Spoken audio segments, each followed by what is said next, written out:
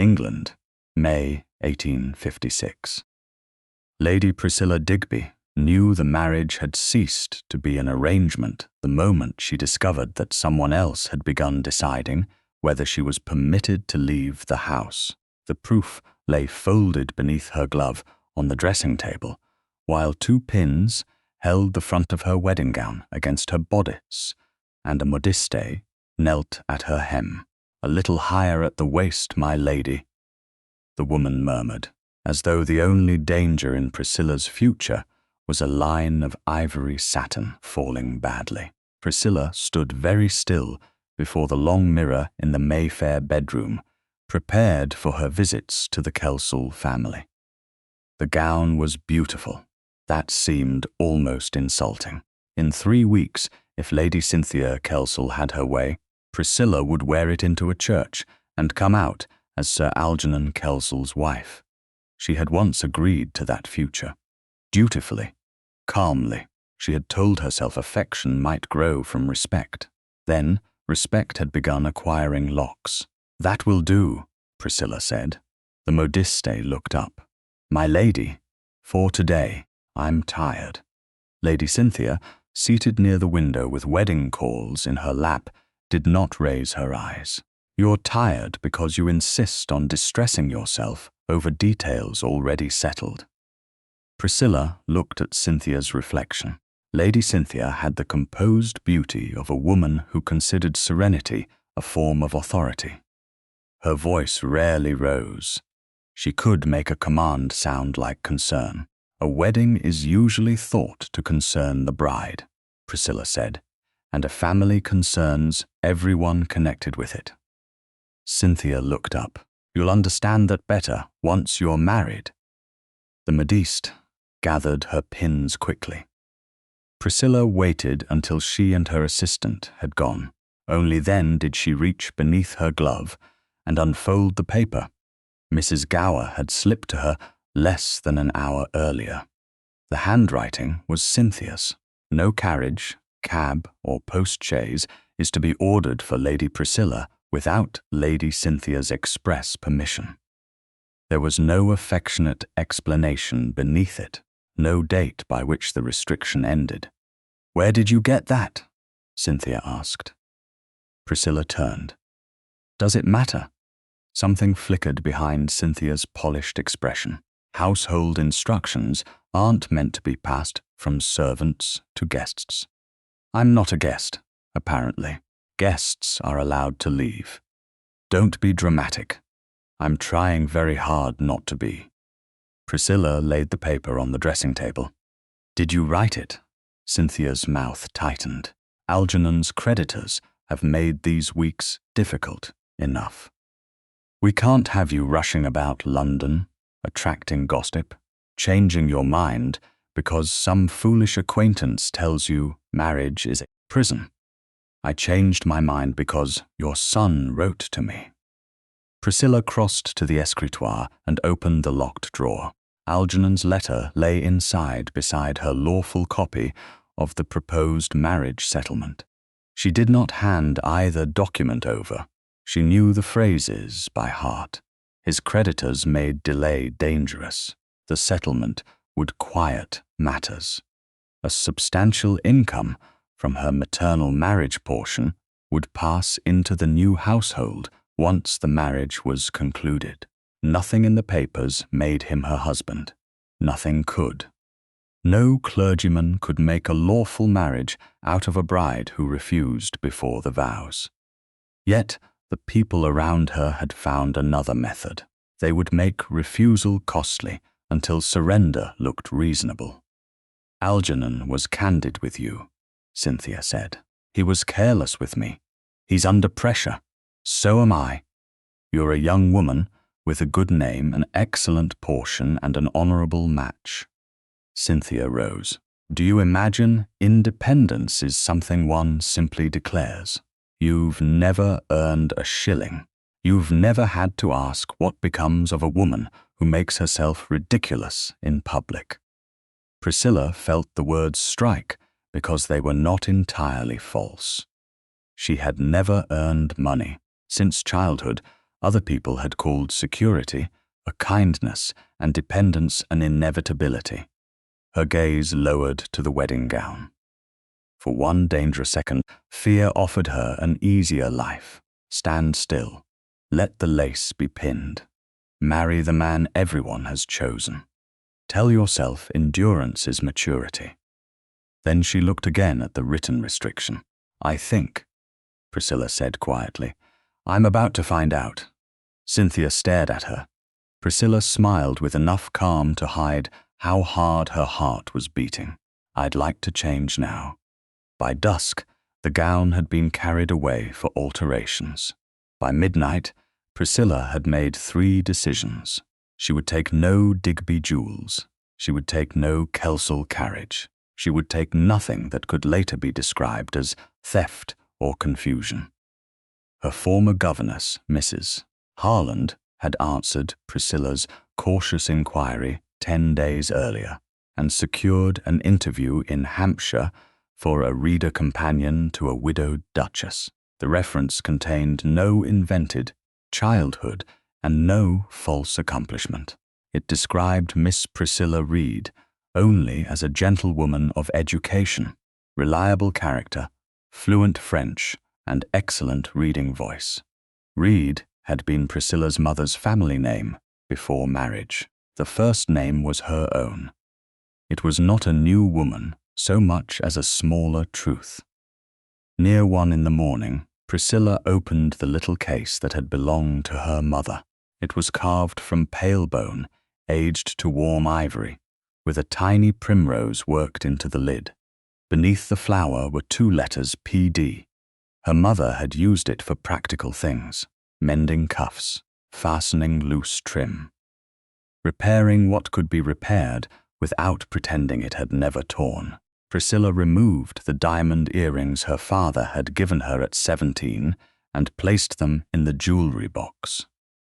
The pearls followed. The Digby signet charm stayed behind. The needle case went into her plain travelling bag. At 5:30, London was grey roofs and damp stone. Priscilla wore a dark travelling dress, a modest bonnet, and gloves without family embroidery. Mrs. Gower met her near the servants' passage. My lady, are you certain? Her whisper shook. Priscilla held the older woman's gaze. No. Mrs. Gower blinked. Priscilla drew a breath. But I'm certain I said no to the marriage. That'll have to be enough. Mrs. Gower nodded. I'll say only what I saw if anyone asks me proper. That's all I'd ever ask. Priscilla tucked Cynthia's original instruction into the locked inner portfolio with Algernon's letter and her settlement copy. Then she stepped into the narrow morning street and hailed a cab for Waterloo Bridge Station. No one stopped her. Freedom did not arrive with trumpets. It arrived as a cab wheel striking a rut, a driver asking where to, and a woman hearing herself answer in a voice that did not tremble. At the station, steam drifted beneath the ironwork. Porters moved trunks. Doors slammed. Priscilla purchased her ticket with money that was legally hers and felt absurdly conscious of every coin. When the train began to move, London slid backward beyond the glass. She did not know whether Foxden Park would employ her. She did not know whether she could live on wages or how quickly the Kelsalls would trace her. She knew only that the carved needle case rested safely in her bag.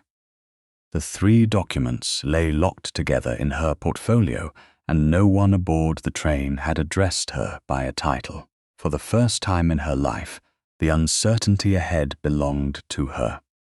Miss Priscilla Reed watched London disappear and did not look back. By the time the train reached Winchester, Priscilla had discovered that freedom was uncomfortable in ways no governess had ever thought to teach her. It was noisy, it required decisions, it expected a woman to know which porter to trust, how much luggage she could manage without looking helpless, and what to do when no family carriage waited beyond the platform. She stepped down with one travelling bag, one locked portfolio, and a pulse that quickened each time a gentleman glanced in her direction. No one called her Lady Priscilla. No one bowed because her father had been an earl. No one stopped her either. That last fact steadied her. She hired a carriage for Foxden Park and gave the direction exactly as Mrs. Harland had written it. The road beyond Winchester carried her gradually away from brick and traffic into green fields edged by hedgerows, small villages, and stretches of woodland, softened by late spring. Priscilla did not allow herself to imagine the Kelsalls already behind her. Fear could consume an entire journey if given permission. Instead, she counted what remained under her control: Cynthia's original carriage instruction, Algernon's financial letter, and her lawful settlement copy were locked together inside the portfolio at her feet. Her mother's carved bone needle case remained in her travelling bag. Her money was divided between her reticule and an inner pocket. Her name, for the moment, was Miss Priscilla Reed. Foxden Park appeared after a long curve in the road, not as the forbidding fortress she had half expected, but as a broad stone house set above lawns and old trees, dignified rather than ostentatious. The carriage drew beneath the entrance portico shortly after 2. A footman took her bag. Priscilla kept the portfolio in her own hand. "Miss Reed?" he asked. "Yes." "Her Grace is expecting you." The word struck oddly, her Grace. The old vocabulary of rank had followed her into the life she had chosen to escape. She entered anyway. The Dowager Duchess of Highborough received her in a morning room overlooking the south lawn. She was a woman in her early 60s with silver beginning at the temples and an expression that suggested she had long ago learned which social rules were useful and which merely wasted time. Priscilla curtsied. "Miss Reed," the Dowager said, "Mrs. Harland tells me you read well. Speak French and do not faint at correspondence." Priscilla looked up. "I've managed to survive letters so far, Your Grace." The older woman's mouth twitched. "Promising. Sit down." Priscilla had barely done so when the door opened again. The man who entered did not require announcement. He carried authority too naturally for that. Cedric Danvers, Duke of Highborough, was taller than she had expected, dark-haired, broad-shouldered, and dressed with the quiet precision of a man who had no need to advertise wealth. He looked first at his mother, then at Priscilla. His attention was direct without being rude. "Am I late?" he asked. "Only by enough to make an entrance," the Dowager replied. "So, exactly on time for a duke." Cedric's gaze shifted back to Priscilla. "You see what I endure, Miss Reed. I had understood dukes to be more resilient, Your Grace." A pause followed. Then Cedric smiled. It was not the polished smile Algernon used when he wanted something from a room. This one seemed to arrive because he had genuinely been amused. "Mother, you have found one with defenses." "I was hoping for a reader, not a siege engineer." The interview began lightly, but Priscilla soon understood that Cedric watched more than he joked. The Dowager asked about French novels, devotional reading, household correspondence, and whether Priscilla objected to occasional travel between Foxden and London. Cedric asked fewer questions. His were sharper. "Mrs. Harland says you've had experience managing letters." "Yes, Your Grace. Family correspondence, among other things. And social precedents." Priscilla felt the danger before he finished speaking, enough not to seat a bishop below a baronet. Cedric leaned back, a useful standard, also a fairly low one. The Dowager laughed. Cedric did not. He was looking at Priscilla's face now, with an attention that made her more conscious of every word. "You're French?" he asked. She answered him, in French. He changed the subject in the same language and kept it there for several exchanges. Priscilla responded without hesitation. When he returned to English, there was no mockery in his expression. "Mrs. Harland understated you." Priscilla folded her hands in her lap. She was kind enough not to exaggerate. That is almost unheard of in references. The Dowager handed Priscilla a page of correspondence and asked her to read aloud. It concerned a charitable subscription and the tiresome resignation of a committee secretary. Priscilla read it evenly, keeping the names clear and the tone neutral. When she finished, Cedric said, "You made Mr. Frobisher sound almost reasonable. I assumed that was a requirement of the position.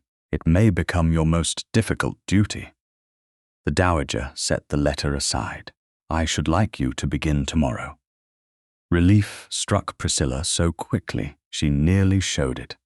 She lowered her eyes for one measured breath. "Thank you, Your Grace." Cedric reached for the salary terms on the desk.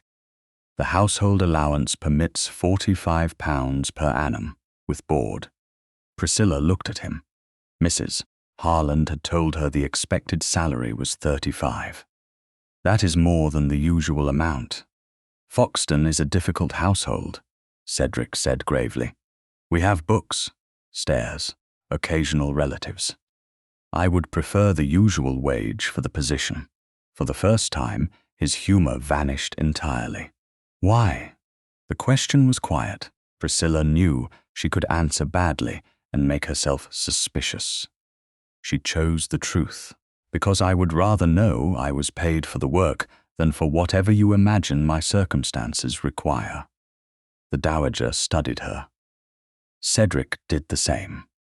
£35, Priscilla continued, "with board, if that is acceptable." Cedric's eyes narrowed slightly, not in offense, but interest. "You negotiate downward. Only when the higher figure is not mine to earn." Something changed in his face. Not warmth exactly, respect perhaps. He turned to the steward's memorandum. £35 then. The Dowager rose and rang for the housekeeper. "Mrs. Vale will show you your room and the library. You may begin after breakfast." Priscilla stood. Cedric picked up the reference letter she had placed on the desk and held it toward her. She reached at the same moment. Their fingertips touched. It was nothing, less than nothing, a brief accidental contact through the edge of paper. Yet both of them stopped. Cedric's gaze lifted to hers. Priscilla felt a sharp awareness of his nearness, of the silence between one heartbeat and the next, and of how dangerous it was to notice anything at all about a man who employed her. She withdrew first. "Thank you, Your Grace. Miss Reed." His voice had lost its teasing edge, only for a moment. Then it returned. "Try not to reform the household before Thursday. I'll make no promise I can't keep." Mrs. Vale arrived, and Priscilla followed her from the room. Behind her, Cedric said nothing until the door closed. Then the Dowager asked, "Well?" He walked to the window and looked down toward the drive where Priscilla's hired carriage was being led away. "She speaks French like a governess, negotiates wages like a solicitor, and curtsies better than half the women presented at court." "And?" Cedric glanced toward the closed door. "Where did Miss Reed learn to enter a room like that?" By her third morning at Foxden Park, Priscilla had learned that a great house revealed itself less through portraits and silver than through the small decisions no guest ever noticed. The Dowager Duchess preferred correspondence answered before luncheon. Mrs. Vale, the housekeeper, tolerated no wilting flowers in the principal rooms. The butler distrusted hurried footmen. Cedric Danvers, Duke of Highborough, seemed to appear wherever an absurdity was trying to become a tradition. Priscilla had also learned that work possessed a rhythm entirely different from duty. Duty had always been assigned to her because of birth. Work could be completed well or badly. It could be measured. At the end of it, someone might pay her £35 a year because she had earned the amount rather than inherited the expectation. That distinction mattered more each day. Her 3 important papers remained secured inside her locked travelling portfolio in her room. Cynthia's original carriage restriction, Algernon's letter about his creditors, and Priscilla's lawful copy of the proposed settlement had not left her possession. Her mother's carved bone needle case, less dangerous but more precious, travelled with her when she carried a work basket downstairs. She used it rather than keeping it hidden. Her mother had never treated useful things as relics. Priscilla had decided not to begin. On the afternoon of her 5th day, the Dowager Duchess received 3 callers in the blue drawing-room. Priscilla sat at a small table near the window, sorting replies to invitations while remaining available to read a letter if requested. It was a position designed to be both present and unobtrusive, which suited her more than she cared to admit. Lady Wemberley, the eldest caller, spoke almost entirely of her married daughter's new cook. Mrs. Ashby spoke of a music-hall. The third woman, Mrs. Pelham, spoke mostly of people who were not there. A companion must be a great comfort, Mrs. Pelham said, looking toward Priscilla with the bright curiosity of a woman examining an unfamiliar household purchase, particularly when one reaches an age at which letters become tiresome. The Dowager Duchess lowered her teacup. My letters became tiresome at 19. Age has improved neither them nor me. Cedric, standing near the mantel, with one shoulder against the carved stone, hid a smile. He had joined the call 10 minutes earlier and had contributed very little beyond preventing Lady Wemberley from describing her daughter's cook for a second time. Mrs. Pelham laughed, as though the Dowager had made a charming joke rather than a warning. Still, it must be pleasant to have someone always at hand. Her eyes returned to Priscilla. "Miss Reed, is it?" Priscilla looked up. "Yes, ma'am. Come here a moment." The room altered so slightly that no one could have named the change. Priscilla could. The request had been delivered in the tone used for a maid. Not viciously. That would have been easier. Mrs. Pelham simply assumed that wages erased distinctions she had never needed to examine. Priscilla rose because refusing a guest's harmless request would embarrass the Dowager, and she had no intention of turning every social slight into a battlefield. She crossed the carpet. Mrs. Pelham held out her empty teacup without looking directly at her. "Take this, would you?" Priscilla accepted the cup. For one instant, the china rested between them like a question. A footman stood no more than 6 feet away. Mrs. Pelham knew it. Everyone in the room knew it. "Thank you," she said. Then, as Priscilla turned, she added, "One does hear unfortunate stories of companions forgetting why they're paid. It must be difficult, living among one's betters and not mistaking proximity for equality." Priscilla stopped. The footman's face became perfectly blank. The Dowager Duchess's fingers tightened once around her saucer. Cedric moved away from the mantel. Priscilla considered 3 answers. The first would satisfy her pride and injure the household. The second would preserve the peace and injure something she had crossed half of England to protect. She chose the third. She turned back, still holding the cup. "I've found proximity quite educational, Mrs. Pelham." The woman blinked. "I beg your pardon?" "It teaches one very quickly which distinctions matter." Cedric spoke before Mrs. Pelham could answer. His voice was pleasant. That made the correction sharper. "Miss Reed is my mother's companion." He crossed the room and took the empty cup from Priscilla, then handed it to the waiting footman. "She is not employed to carry cups for my guests." Mrs. Pelham flushed. "Your Grace, I didn't mean anything by it." That is usually when people reveal the most. Silence fell. Cedric did not raise his voice. He did not look angry. He simply stood beside Priscilla with the calm certainty of a man accustomed to rooms rearranging themselves around his displeasure. Mrs. Pelham gave a brittle laugh. "I only meant that paid positions require a certain understanding." "They do," Priscilla said. Cedric glanced at her, allowing her the next words rather than taking them. She met Mrs. Pelham's gaze. The person paying the wage and the person earning it should both understand the work. The Dowager Duchess set down her saucer. "An excellent rule. I recommend it to households everywhere."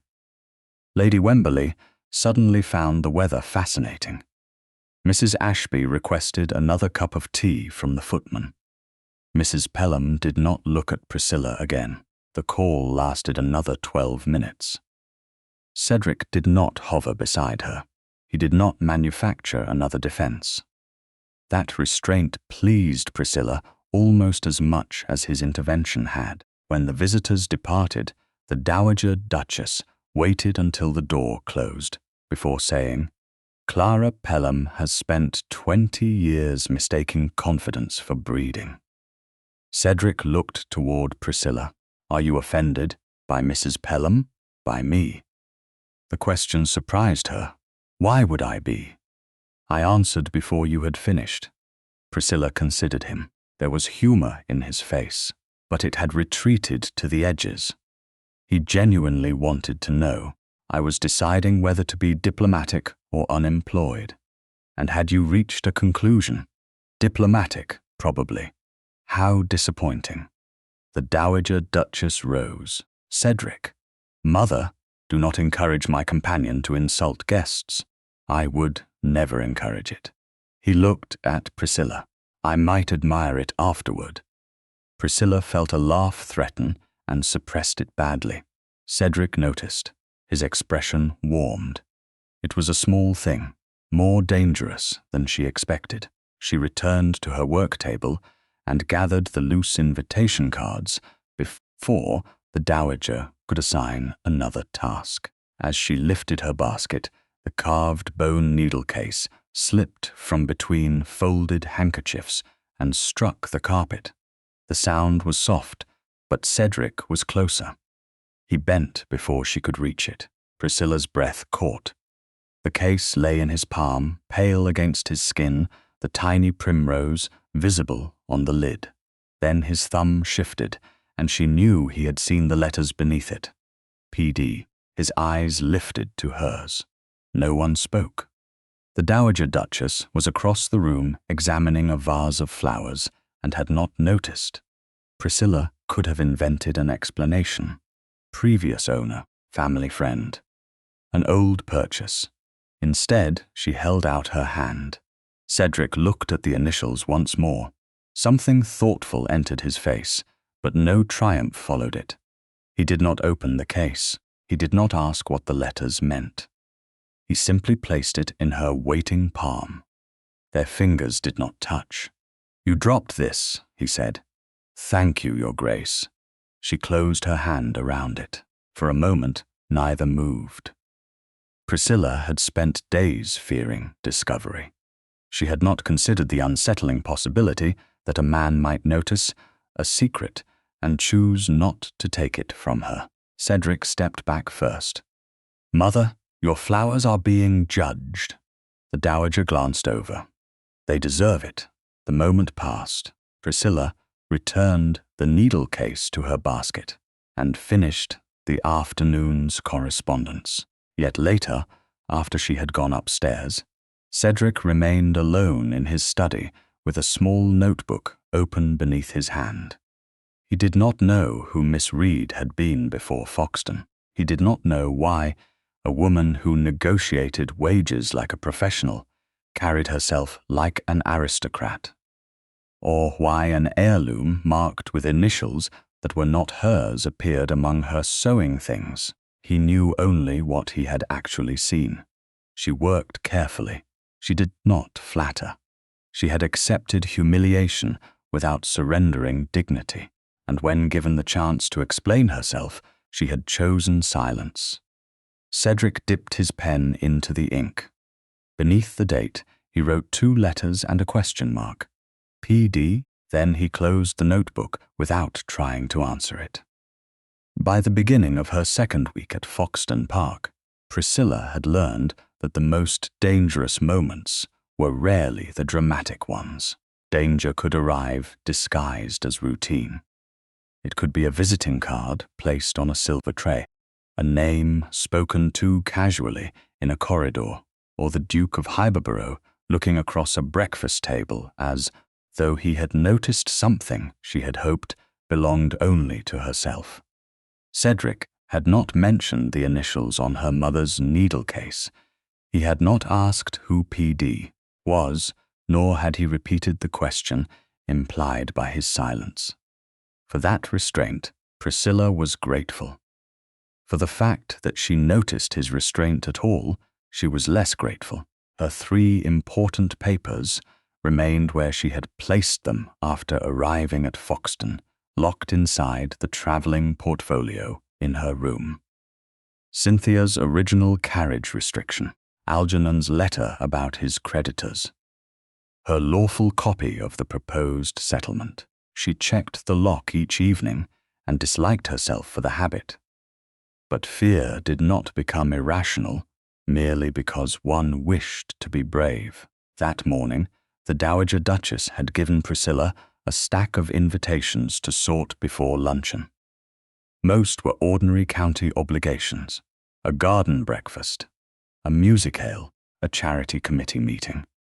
One card, however, placed the widow of an earl below the wife of a newly created baronet on a proposed dinner list.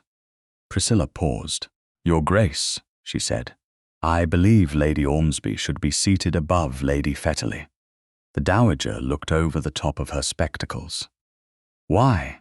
Lady Ormsby is the widow of an earl. Her husband's death did not reduce her below a baronet's wife." "Correct." Cedric's voice came from the doorway. Priscilla looked up. He entered, carrying 2 letters and the expression of a man who had walked into a conversation at precisely the point where it became interesting. "Mother, I had hoped to catch Miss Reed in an error eventually. You are ruining my prospects." "You could always wait until I become senile," the Dowager said. "I refuse to make promises about the timetable." Cedric handed his mother the letters, then glanced at the seating list in Priscilla's hand.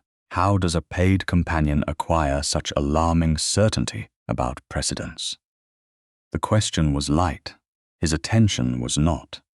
Priscilla felt the familiar tightening beneath her ribs. She could not say that she had been taught precedence before she was old enough to understand why a duke entered before an earl, or that her father had once corrected her for greeting a marchioness before a duchess. She set the card down carefully. By paying attention. Cedric leaned one shoulder against the edge of the escritoire. An evasive answer, a complete one. Those are not always the same thing. Perhaps not, Your Grace, but invisible people usually see the room more clearly. The words escaped before she had time to soften them. Cedric's expression changed. Not much. The amusement remained, but something quieter appeared beneath it. "Invisible?" he asked. Priscilla looked down at the cards. A companion is expected to notice without requiring notice herself. That sounds efficient. It often is. And lonely. The question was too direct. She glanced at him. His humor had vanished. For a moment he seemed less like a duke, testing an inconsistency, and more like a man who had heard a truth he had not expected. Priscilla chose caution. Work needn't be lonely merely because it is unobtrusive. The dowager, who had been pretending not to listen while opening her letters, said, "Cedric, if you interrogate my companion before luncheon, I shall have to find another." His smile returned immediately. "You see, Miss Reed, my authority ends at stationery. A useful constitutional limit." That earned a laugh from him, low and genuine. Priscilla felt warmth rise unexpectedly behind her composure. She told herself it was because she had survived the question. Nothing more. Later that afternoon, the rain that had threatened since noon had passed, leaving the terrace stones dark and slick beneath a pale sky. The dowager had retired upstairs with a headache, and Priscilla carried a bundle of corrected invitations toward the small writing room overlooking the south lawn. Cedric emerged from the orangery door at nearly the same moment. "Miss Reed, Your Grace." He looked at the papers in her arms. "Have you spared Lady Fetterly the catastrophe of sitting above an earl's widow?" "Barely. The county owes you a debt. I hope it has no intention of paying me. I've already negotiated my salary." His mouth curved. They walked toward the house together, leaving a respectable distance between them. The terrace narrowed where rainwater had collected beside the balustrade. Cedric stepped around the wet stone, then stopped and offered his arm. The gesture was ordinary. A gentleman might offer the same assistance to any woman crossing uncertain ground. Priscilla knew that. Her awareness of it did not lessen the sudden stillness in her. She could refuse. He had made that easy.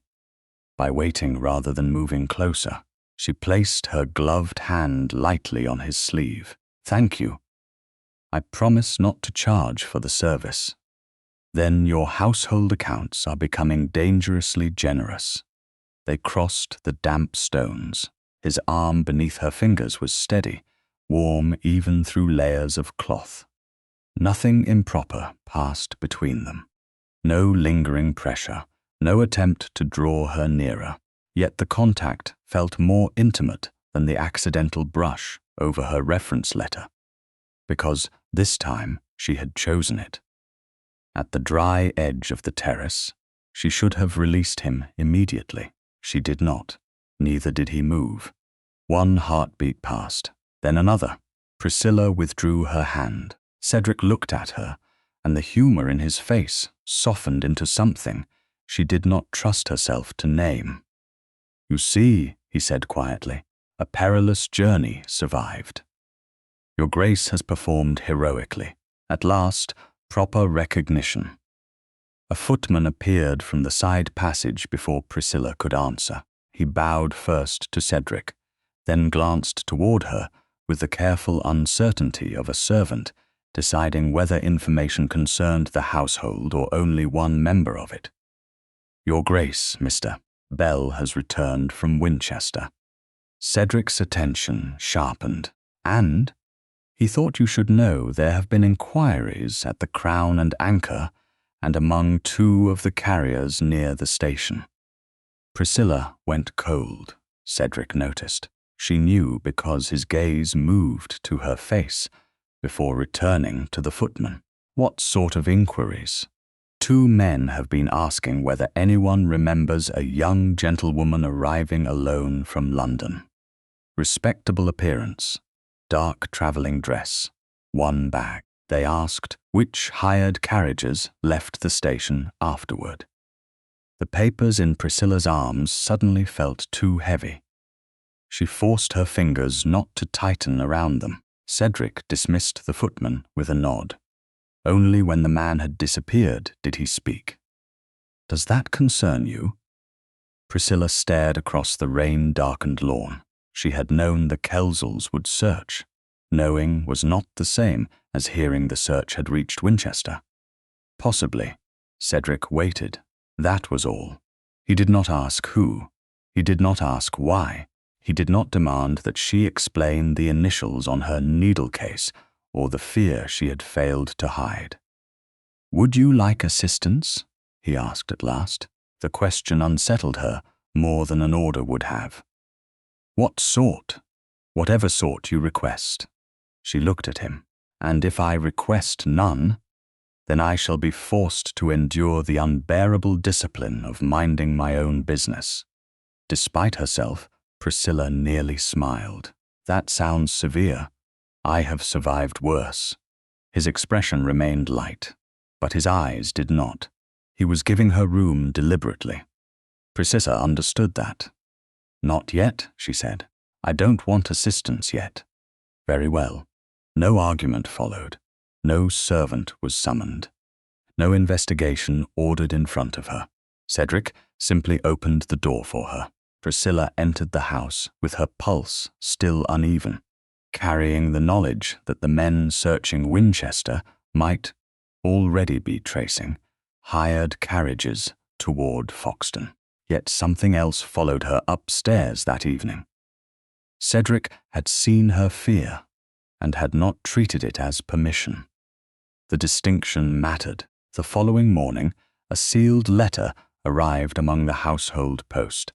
It was addressed to Cedric Danvers, Duke of Highborough.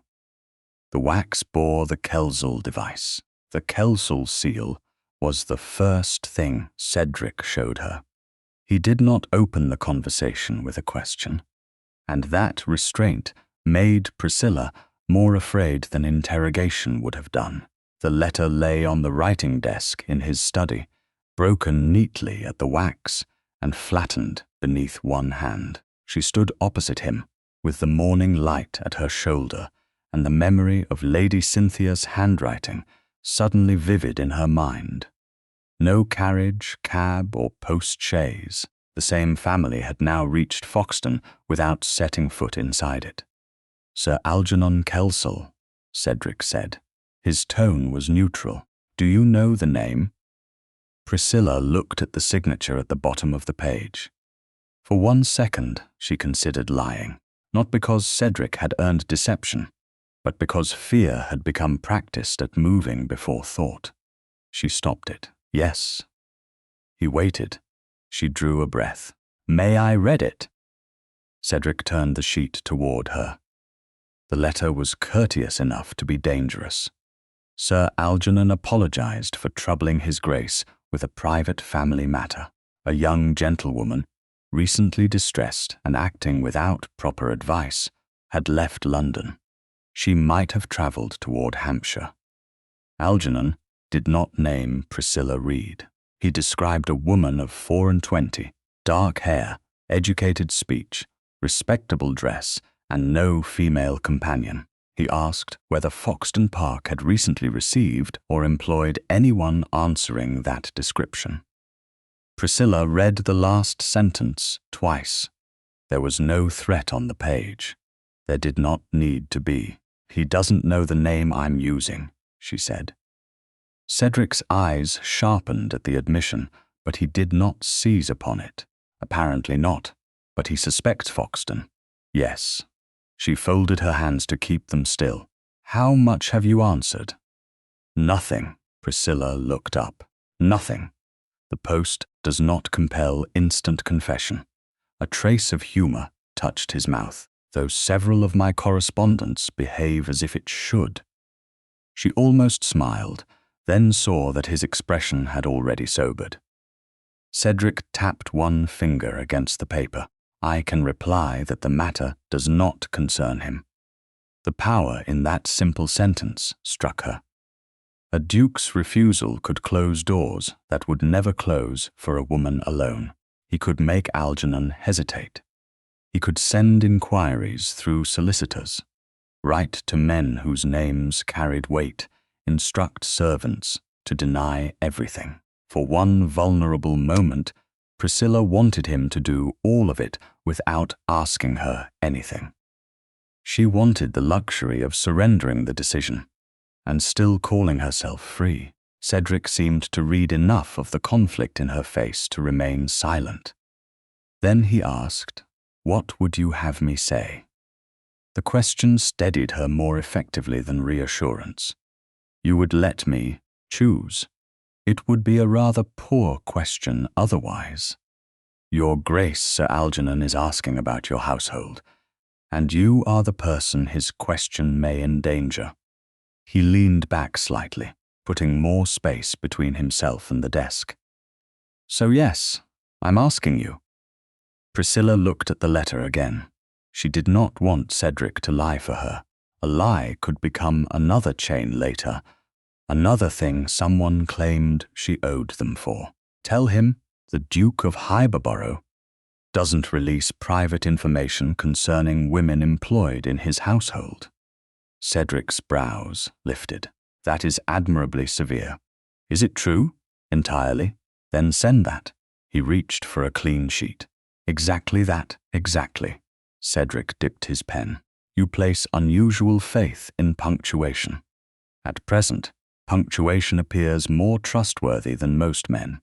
His hand paused. A devastating judgment delivered before luncheon. I didn't say all men. Then there is hope for the species. He wrote the answer without embellishment, sanded it, and held it out for her to read before folding it. The wording was hers. Not one additional warning, not one ducal threat. Relief came slowly, almost painfully. Thank you, Cedric sealed the reply. You do not owe me gratitude for obeying an instruction I requested. Most people prefer gratitude when they have power. Most people are exhausting. She looked at him then, really looked. His wit had returned, but there was strain beneath it. He was allowing levity to occupy the space where questions should have been. Priscilla knew she could leave with nothing more said. He would probably let her. That was precisely why she did not. There is something you should know. Cedric did not move. Only if you wish me to know it. Priscilla nodded once. The man who wrote that letter was meant to marry me. Silence took the room. Cedric's expression became still. Not shocked, not possessive, simply attentive. Was meant to. I agreed to the arrangement. The words cost her more than she expected. At first. And now I don't consent to it. Cedric's jaw tightened faintly. Does he know that? Yes, and he is searching for you anyway. Yes. The humor disappeared completely. Priscilla continued before his anger could become action. I am not asking you to confront him. I'm not asking you to send anyone to London. I only need you to understand that I didn't leave because of a quarrel over flowers or wedding lace. Cedric's gaze held hers. I had not assumed you did. You might when you see this. She turned toward the door. I have a letter in my room. I'll return. He did not offer to send a servant for it. That mattered. Priscilla went upstairs herself, unlocked the traveling portfolio, and removed only Algernon's financial urgency letter. Cynthia's carriage instruction and the settlement copy remained locked inside. She relocked the portfolio, carried Algernon's letter downstairs, and placed it on Cedric's desk. He read it without comment. Creditors. Delay. The marriage settlement would quiet matters. The language was polished, but its meaning survived courtesy. When Cedric finished, he laid the page down carefully. He wrote this to you before you left London, several days before, and you kept it. I thought I might need to remember why I was afraid. His eyes lifted. Are you afraid of him? Priscilla hesitated. I'm afraid of what happens when people decide a woman's refusal is merely confusion. Cedric looked again at the letter. That is not the same answer. It's the one I can give you. He accepted the boundary. Then I shall take it. Priscilla reached for the letter, intending to return it to the portfolio. Her fingers betrayed her at last. They trembled once against the edge of the paper, small but unmistakable. She withdrew her hand as though movement could conceal the weakness. Cedric saw. Of course he saw. He did not touch her immediately. He stood slowly enough that she had time to step away.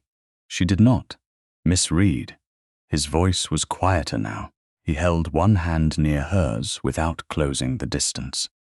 "May I?" Priscilla looked from his hand to his face. There was no command in either. She gave a small nod. Cedric's fingers closed gently around her gloved hand.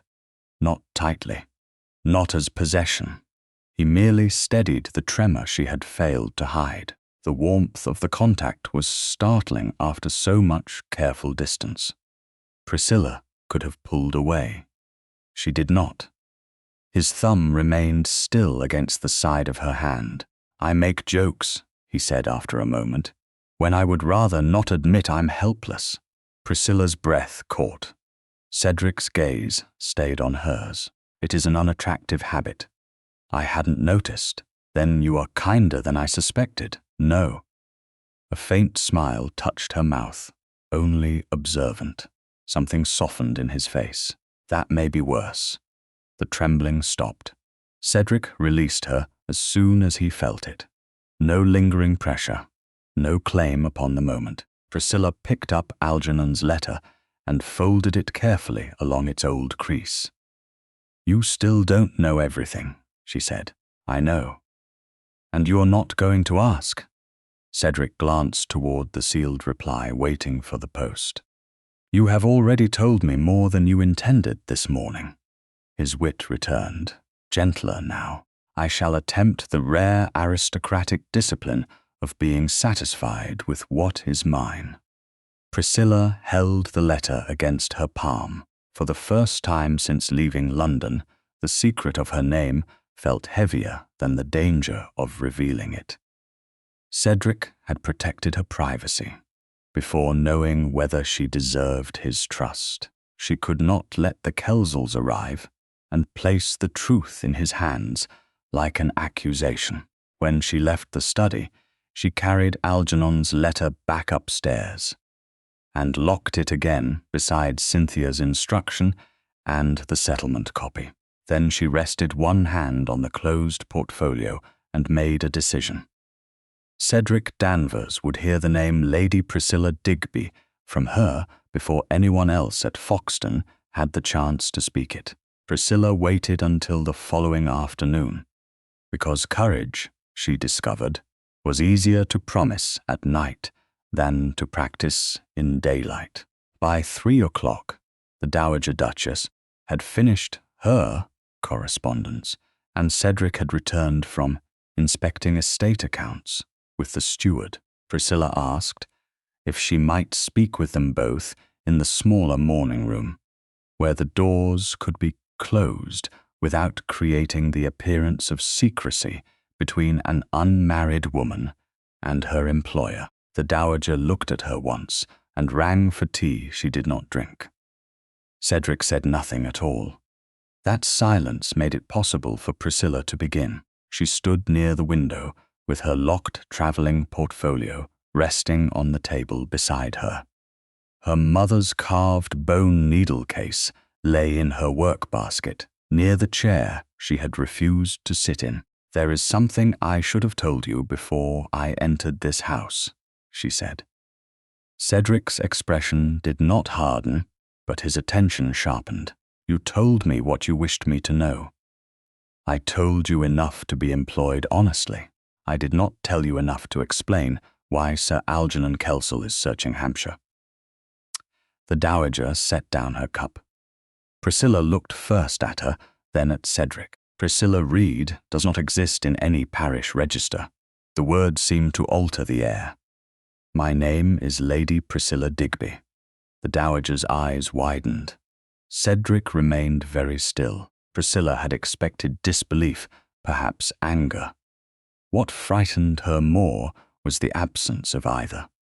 "My father was the Earl of Malvern," she continued. "He died 3 years ago. House Digby is not wealthy in the way society imagines old families to be. But my mother left me a marriage portion held by trustees. Sir Algernon Kelsall and I were expected to marry. I agreed." Cedric's jaw tightened faintly. "At first," Priscilla said, "that matters. I will not pretend I was dragged toward an altar from the beginning. I consented because everyone I trusted told me the match was sensible. Algernon was courteous. Lady Cynthia spoke of duty. I thought affection might come later. And then, the Dowager asked softly, Priscilla unlocked the portfolio. Inside were the 3 documents that had travelled with her from London and had not left her possession since. She removed Algernon's letter first and placed it on the table. Then Algernon wrote this. Cedric recognized it. The letter you showed me. Yes, he says his creditors have made delay dangerous. He says the settlement will quiet matters. Priscilla removed her lawful copy of the proposed marriage settlement and laid it beside the letter. This is my copy. It does not compel me to marry him. Nothing does. But it makes clear why the Kelsalls wanted the marriage concluded quickly. A substantial income connected to my maternal portion would support the new household. The Dowager read only the visible heading before looking back at Priscilla. You discovered that after agreeing? Yes. And you withdrew your consent? Yes. Priscilla heard the firmness in her own voice and held to it. That should have ended the matter. Instead, I was told I was frightened, ungrateful, childish, confused, and likely to ruin myself. Lady Cynthia began deciding which callers I saw and when I might leave the house. She reached into the portfolio a 3rd time. The paper felt lighter than it had in Mayfair, although its meaning had not changed. She placed Cynthia's original handwritten instruction between them. The Dowager read it aloud under her breath. No carriage, cab, or post-chaise is to be ordered for Lady Priscilla without Lady Cynthia's express permission. Her voice sharpened. She wrote this? Yes. How did you obtain it? Mrs. Gower, a senior woman in the Kelsall household, gave me the original before I left. She had received the instruction from Lady Cynthia. Cedric did not touch the paper. Does Lady Cynthia know you have it? I do not know. And Mrs. Gower? She told me she would say only what she saw if properly asked. Cedric's gaze moved from the note to Priscilla. You left because they were trying to make refusal impossible without making marriage technically compulsory. Relief and pain moved through her together. He had understood it in one sentence. Yes, the Dowager rose and crossed the room. My dear, why come here? Why take employment at all? You could have gone to another relation. Priscilla looked at the wage ink stain still faintly visible on one finger from that morning's household entries, because another relative would have meant another drawing room, another allowance. Another person telling me I was safe, because I had nowhere else to go. Her voice steadied. I wanted to know whether I could earn something that was mine because I had worked for it. Cedric's eyes changed. She could not name the emotion, but it was no longer curiosity. So Miss Reed was not only concealment. No. Priscilla glanced at her work-basket. Reed was my mother's family name before she married my father. I kept Priscilla because I did not want to become entirely invented. She picked up the carved bone needle case and crossed back to the table. The tiny primrose caught the afternoon light. This belonged to her. Cedric looked at the initials he had already seen. P.D. You wondered about these. I did. You never asked. You did not offer. The simplicity of his answer made her throat tighten. She turned the case in her fingers. My mother used it constantly. She believed practical things should remain useful. I thought if I took anything with me, it should be this. And the initials? The Dowager asked. Priscilla Digby. Priscilla gave a small, almost embarrassed smile. Not particularly mysterious after all. Cedric did not smile with her. You have spent 4 weeks waiting for someone to discover that you were born to a title. Yes. And working every day while you waited. Yes. He moved to the table. but he still did not reach for the papers. You should know something in return. Priscilla met his gaze. His usual humor was absent. There was no elegant escape in his face.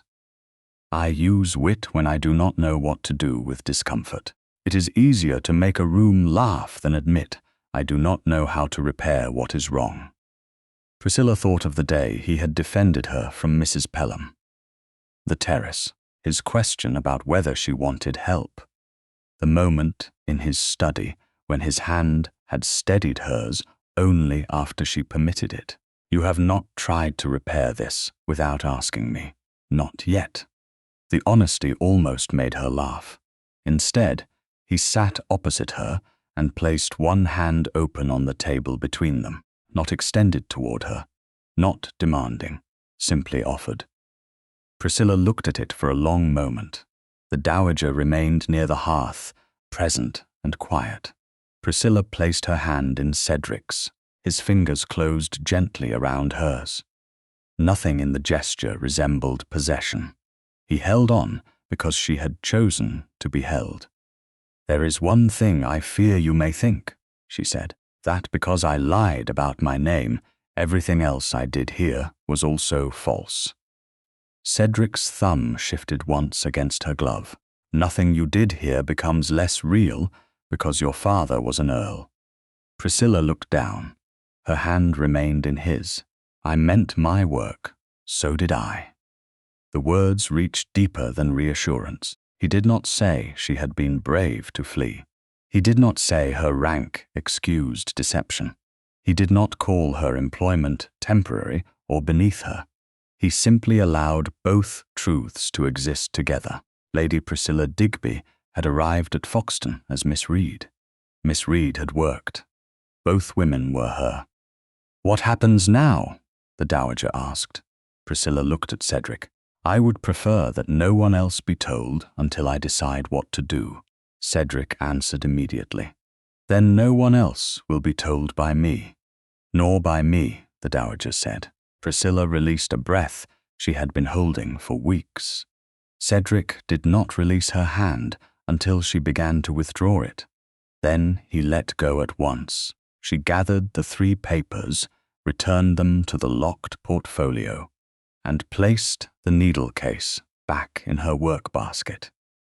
Nothing had changed in their physical possession. Everything had changed in meaning. A knock sounded at the door. The footman entered after the dowager called permission. His face was carefully composed. Your Grace, he said to Cedric, a carriage has just turned through the west gates. Cedric rose. Whose? The footman hesitated only a second. Kelsall, Your Grace. Priscilla's hand tightened around the handle of her work basket. Cedric looked at her, and this time he did not ask who she was. He already knew. The Kelsall carriage reached the portico. Before Priscilla had time to wonder whether courage felt different once the people one feared were actually standing at the door.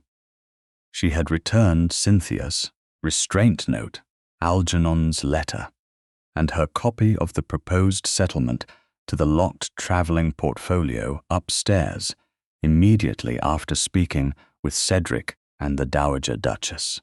The papers were secure. Her secret was not. A footman had barely withdrawn when the dowager said, "They may wait."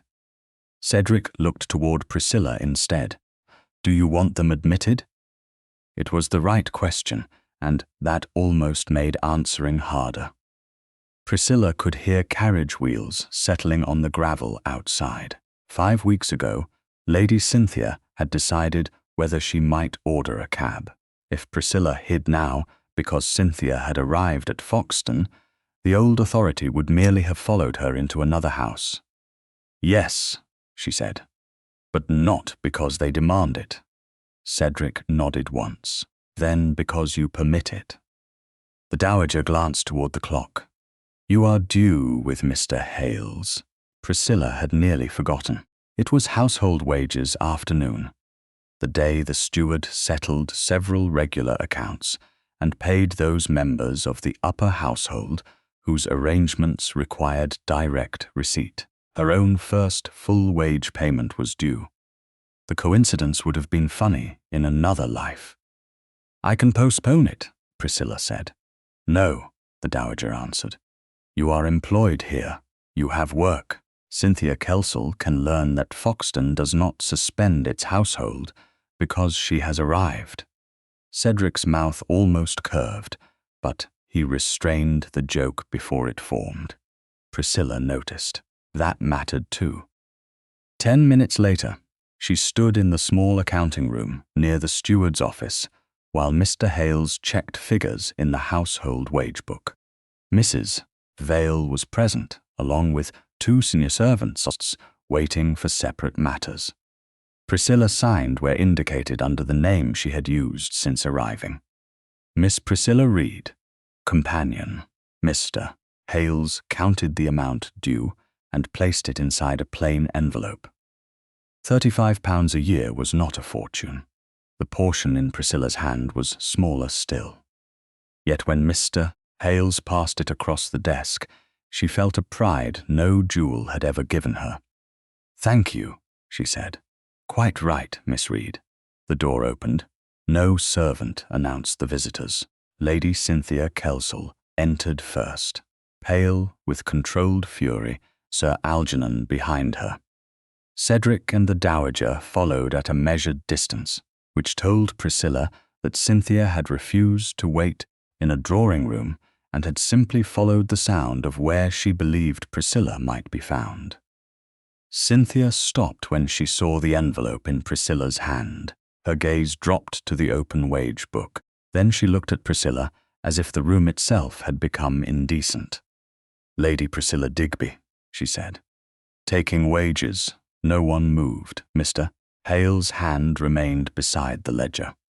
Mrs. Vale's face became unreadable. The 2 senior servants lowered their eyes with the disciplined discretion of people who understood that pretending not to hear would be more conspicuous than listening.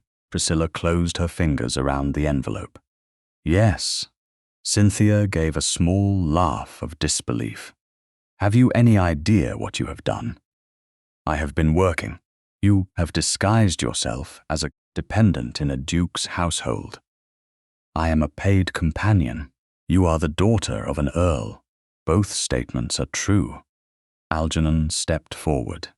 He looked much as Priscilla remembered him, well-dressed, controlled, handsome in the polished way that had once made her believe courtesy and character were the same thing. "Priscilla, this has gone far enough." She disliked hearing her name in his voice. "You were told I did not consent to the marriage. You were distressed. I was clear. You disappeared. I left without allowing anyone to reason with you. You had all reasoned with me for weeks." Cynthia's eyes flashed toward the servants. Must this be performed before the household? Priscilla held the wage envelope more firmly. "You came into the household accounting room." The Dowager's expression shifted with unmistakable approval. Algernon reached inside his coat and removed a folded printed notice. Priscilla recognized it before he opened it. The engagement announcement that had circulated months earlier when she had still intended to marry him. It was genuine. That made it more dangerous than a lie. "You agreed to become my wife," he said. "This was announced to our families and acquaintances. You cannot simply reinvent yourself because you have taken fright." "I agreed then." Priscilla kept her voice level. "I do not agree now. You are making yourself ridiculous. Then I shall survive ridicule." His composure cracked just enough to show irritation. He folded the announcement sharply and stepped nearer. "Come back to London. We can settle this privately." "No, Priscilla." His hand moved toward her arm. Cedric was between them before Algernon touched her. There was no violence in the movement, no raised voice. The Duke simply occupied the space Algernon had presumed was his. Sir Algernon. Cedric said. You have heard her answer. Algernon stiffened. Your Grace, this is a family matter. Cedric did not look at him. He looked at Priscilla. Do you wish to go with him? The entire room seemed to narrow around the question. 5 weeks earlier, other people had explained what she ought to want. Now a duke, with enough rank to dominate everyone present, asked her instead. No, Priscilla said. Cedric turned back to Algernon. Then there is nothing further to discuss on that point. Cynthia's face hardened. You cannot possibly mean to shelter deception under your roof. A servant shifted near the wall. Priscilla saw it. Cedric saw it too. The room had filled with shock, not because Priscilla had been threatened with marriage, but because a lady had been standing among them as a paid woman. Cedric, who had spent years turning discomfort into wit, reached for the habit before wisdom could stop him. He smiled lightly. Really, Lady Cynthia, Miss Reed was merely a harmless household fiction. Foxden will survive the revelation. A few nervous breaths escaped. Someone almost laughed. The tension broke. So did something inside Priscilla. Cedric had meant to rescue her from the spectacle. She knew that immediately. That knowledge did not soften the words. Harmless household fiction. The mornings spent reading to the dowager, the invitations sorted, the salary negotiated. The first money she had ever earned, still warm from her hand. A fiction. Priscilla placed the wage envelope carefully into her reticule. I believe Mr. Hales has completed my account, she said. Her voice sounded calm enough to belong to someone else. Cedric glanced at her, and the smile vanished. He had heard the change. Cynthia had not. You will resign this absurd position immediately, she said. Priscilla looked at her. No, Cynthia blinked. What? I said no. Priscilla turned to the steward. Mr. Hales, I will report for my duties tomorrow as usual. Yes, my lady, he said automatically, then looked uncertain. Priscilla almost corrected him, but the room had already shifted too far for that battle.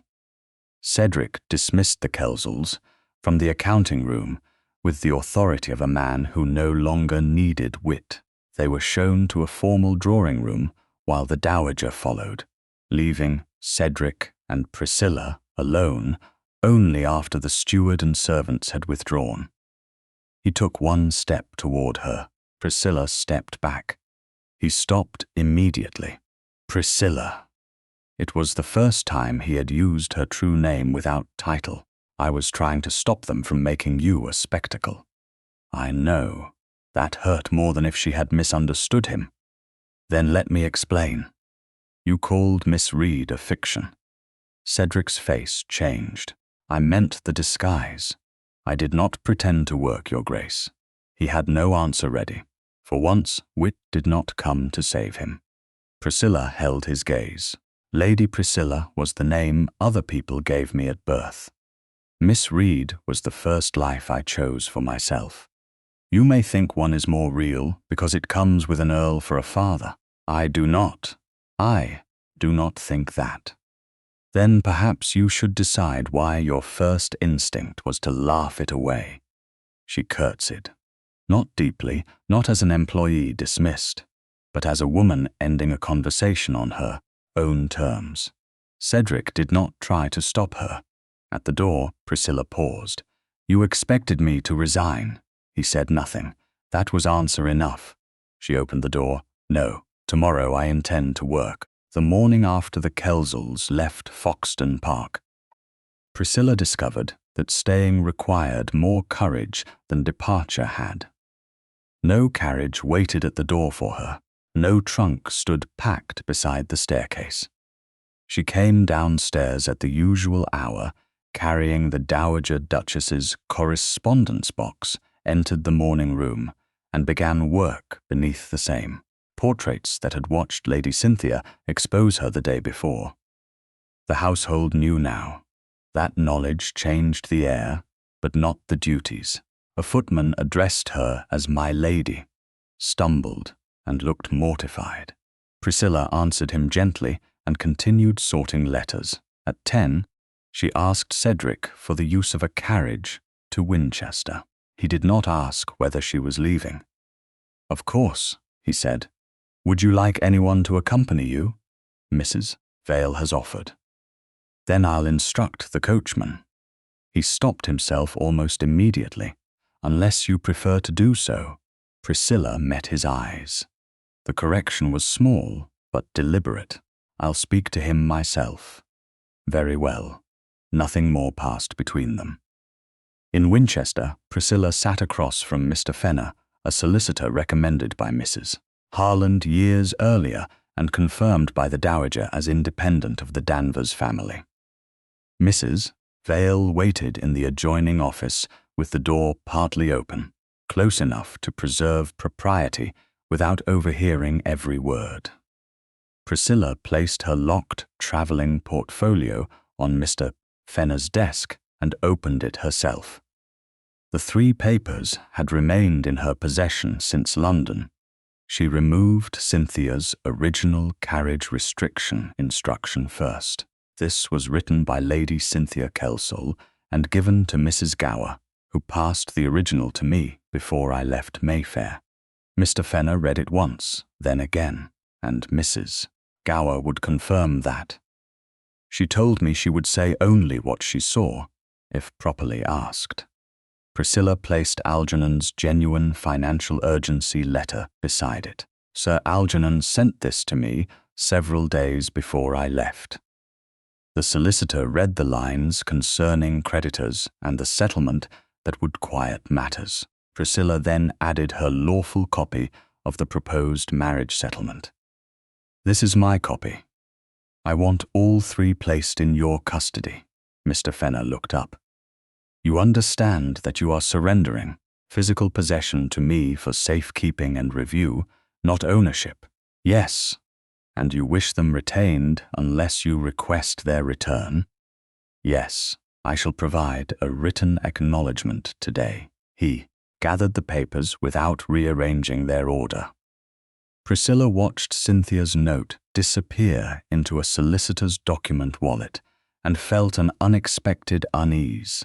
For 5 weeks she had checked that paper every evening as though its presence alone could protect her. Now, for the first time since Mayfair, the original was no longer in her locked portfolio. Mr. Fenner seemed to read the hesitation. "Lady Priscilla, if you prefer copies to remain with you, I can arrange them. Later, perhaps. For now, I would rather there be no question about where the originals are." A sensible precaution. He marked each item in his receipt. 1 original instruction in Lady Cynthia Kelsall's hand, 1 original letter from Sir Algernon Kelsall, 1 copy of the proposed marriage settlement supplied lawfully to Lady Priscilla Digby. "May I ask what outcome you want?" he said. Priscilla had expected legal questions. That one was more difficult. "I want it understood that I am not marrying Sir Algernon. That can be made clear, and I do not want the Duke of Highborough to settle the matter for me merely because he has more influence." Mr. Fenner's brows rose. "Does His Grace intend to?" "He has not said so." Priscilla looked toward the closed document wallet. "But powerful men are often encouraged to solve whatever enters their reach." "Then I shall take instructions from you." "Thank you." By the time she returned to Foxden, the afternoon light had shifted gold across the west front. Mr. Fenner's signed receipt rested in Priscilla's reticule.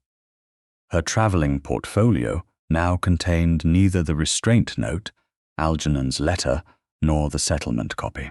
All 3 were in the solicitor's custody in Winchester. Priscilla went directly to the Dowager's sitting room and completed 2 hours of correspondence before Cedric requested a private conversation with the Dowager present. He stood near the fireplace when Priscilla entered. There was no smile, no line prepared to make discomfort easier. "I owe you an apology," he said. Priscilla remained standing. "Yes." Cedric accepted that without flinching. "Yesterday, I called your life here a fiction because I wanted the room to stop laughing." His voice was level. "I thought if I made the disguise sound trivial, Cynthia Kelsall's could not use it against you." Priscilla waited. He did not add the words she had expected from almost every apology she had ever heard. There was no but. "I made your courage sound temporary," Cedric continued. "I made your work sound unreal. I was wrong." The Dowager Duchess lowered her eyes to the embroidery in her lap, granting them privacy without leaving the room. Priscilla studied Cedric's face. "Do you understand why it mattered?" "I think I do." He paused. "You did not come here merely to disappear. You came here to prove to yourself that you could stand somewhere, without your father's title, holding you upright." The precision of it hurt. "Yes. And when the title returned, I treated the other life as something that could be laughed away." "Yes." Cedric drew a slow breath. "I am sorry." Priscilla had imagined this moment during the carriage ride from Winchester. In some versions she forgave him immediately. In others, she punished him with coldness because his remorse deserved to hurt. Neither felt honest now. "I accept the apology," she said. Relief moved across his face, but she lifted one hand before he could speak. "That does not mean everything is restored." "I know." The answer came quickly enough that she believed him. "Good." Priscilla turned toward the writing table where the household ledger had been brought for the Dowager's review. "There is something else." Cedric followed her gaze. "The wage book?" "Yesterday's entry remains exactly as it was. Miss Priscilla Reed, companion. I do not want it altered. It will not be, but the next entry should use my real name." The Dowager looked up. Priscilla heard her own pulse, steady now. "Lady Priscilla Digby, companion to the Dowager Duchess." Cedric said nothing for a moment. She could see him understanding what that line would mean. It would deny everyone the convenient story that Priscilla had stopped, being a working woman the instant her rank became known. It would also invite more gossip. "If that is what you want," he said, "that is what the book will say." Priscilla looked directly at him. "Even if people find it absurd, especially then." A faint trace of his old wit touched the words, but he let it fade before it could turn the moment into entertainment. The Dowager rang for the steward. Mr. Hales arrived minutes later carrying his pen case. Priscilla explained the change herself. He hesitated only long enough to confirm the form of entry. Then he opened a fresh line beneath the previous record and wrote carefully, "Lady Priscilla Digby, companion to the Dowager Duchess." The old Miss Reed entry remained above it, untouched. Priscilla looked at both names on the same page. For the first time, they did not seem to compete. Cedric stood several feet away and made no attempt to interpret the moment for her. That restraint was part of the apology, too. Before dinner, 3 calling cards arrived by messenger. Each had originally contained an invitation. Each now carried a brief note expressing regret that circumstances required reconsideration. Within 48 hours, 3 county doors had closed. Priscilla laid the cards beside the wage book and felt no desire to hide either one. By the end of the 7th week, Priscilla discovered that scandal did not need to shout in order to close a door. It arrived on cream paper. It arrived through servants instructed to say that a hostess was unexpectedly indisposed. It arrived in the careful language of regret, concern, and changed circumstances. The first 3 withdrawn invitations had become 7. Then 9. One morning, the Dowager Duchess received a note from Lady Highborough explaining that her daughter's luncheon would now be restricted to family connections. Another invitation to a musicale remained valid for Cedric and his mother, but omitted Priscilla's name entirely, although she had been included on the original card. No accusation appeared in writing. None was necessary. Lady Cynthia's version of events had spread far enough. Lady Priscilla Digby, daughter of the late Earl of Malvern, had disappeared from London, taken a false surname, and entered the Duke of Highborough's household for wages. Every statement was technically true. The cruelty lay in the spaces between them. Those spaces suggested seduction, ambition, disgrace, or madness, depending upon what the listener preferred to believe. At breakfast, Cedric placed the latest invitation beside his plate and looked at Priscilla. "They have invited my mother and me to Lady Highborough's dinner on Friday." The Dowager Duchess unfolded her napkin. How generous of them! Priscilla knew from her tone that generosity was not the word she had chosen in her head. Cedric continued, "You were included last week. I remember. You are not included now." Priscilla buttered a piece of toast because keeping her hands occupied made the conversation easier. "I had noticed. I could write to Lady Highborough." "I know. I could also make the letter extremely unpleasant." The old Cedric would have made the room laugh before anyone could decide whether he was angry. This Cedric let the sentence stand. Priscilla looked at him. "Do you want to write it for me or for yourself?" His mouth tightened slightly. "Both." "Then do not." The Dowager looked between them but did not interfere. Cedric set down his coffee cup. "You want me to accept this?" "No. There is a distinction." "A large one." Priscilla folded her hands. "If you announce that my work is honorable because the Duke of Highborough says so, then you have only replaced Lady Cynthia's judgment with yours." Cedric did not answer immediately. That delay mattered more than quick agreement would have. "What do you want me to do?" he asked. "Let me continue." His expression shifted. "That is all?" "It is not all." Priscilla glanced toward the invitation. "If people wish to exclude me, they may. If they require you to agree that I have done something shameful, that is different. But I do not want you making speeches about my virtue. A tragedy. I had prepared several. I am sure they were devastating. One involved Latin." The Dowager sighed. "Then Priscilla has saved us all." Cedric smiled, but only briefly. "Very well. No speeches." He picked up the invitation. "And Friday?" Priscilla knew what he was asking. "You needn't refuse every room that refuses me." That was not the question. She met his gaze. "What was?" "Whether you want me to attend." The honesty of it unsettled her. She considered the answer carefully. "If they are merely excluding me, go if you wish. If they expect you to participate in the insult, do not. A dangerously reasonable policy. Can you manage it?" "With supervision." That afternoon, Lady Highborough's second note arrived. It stated that the Duchess and Duke would be most welcome, provided the unfortunate matter of Lady Priscilla's position is not raised. Cedric read it once and handed it to his mother. The Dowager passed it to Priscilla. "That," Priscilla said, "is not exclusion.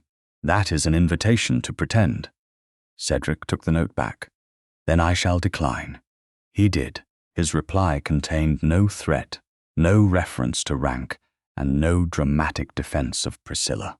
He simply wrote that he regretted being unable to attend under conditions requiring silence concerning a member of his household. 2 days later, another hostess sent a similar condition. Cedric declined that invitation too. He did not tell Priscilla until she asked why the carriage had not been ordered. "You did what I asked," she said. I am capable of occasional miracles. You disliked it. Immensely. She almost smiled.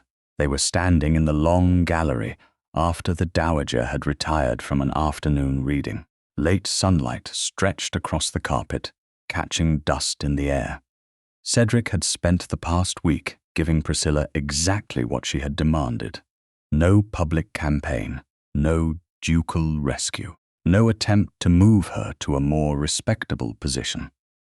He had also refused, quietly and repeatedly, to allow others to make her dismissal the price of his own social comfort. Priscilla had not realized until now how much restraint could cost a man accustomed to action. You could end a great deal of this, she said. Probably. One letter from you to the right people. Several, at most, and yet you have not. Cedric looked toward the tall windows. You asked me not to. There was no accusation in his voice. That made the words heavier. Priscilla stepped closer, not enough to violate propriety, only enough to make the conversation private, in a corridor that remained open at both ends. Does it feel like helplessness? His gaze returned to hers. For once, he did not hide behind humor. Yes, she waited. Cedric drew a slow breath. The difficult thing is not silence. It is not knowing whether silence will cost me you. The admission landed quietly. No flirtation softened it. No rank protected him from having said too much. Priscilla felt something in her chest turn over. She could not answer with a promise she was not ready to give. She could answer with truth. It is not costing you me. Cedric's expression changed, almost imperceptibly. Not yet, she added. You remain very trying, a relief. I feared improvement might make me dull. This time, she smiled. Then, before caution could turn the moment into another carefully observed exchange, Priscilla lifted her hand and touched the sleeve of his coat just below the elbow. It was brief, entirely her choice. Cedric did not move closer. He only looked down at her gloved fingers, then back at her face. Priscilla let the touch remain for one heartbeat. Thank you for doing the harder thing, she said. Which is? Nothing I did not ask for. She withdrew her hand. Cedric's eyes followed the motion, but he did not reach after her. You make restraint sound suspiciously like work. Perhaps that is why you object to it. Cruel, accurate. Their smiles faded together, leaving something warmer behind. Priscilla turned when a footman approached from the far end of the gallery, carrying a silver tray. For Lady Priscilla, he said. The seal belonged to Mr. Fenner, her Winchester solicitor. Priscilla opened the letter, while Cedric waited several paces away. Mr. Fenner wrote that he had reviewed the 3 documents now in his custody. Cynthia's original carriage restriction, Algernon's genuine financial urgency letter, and Priscilla's lawful copy of the proposed marriage settlement remained secured in his office. He had also corresponded with the trustees of Priscilla's maternal marriage portion. Their answer was clear.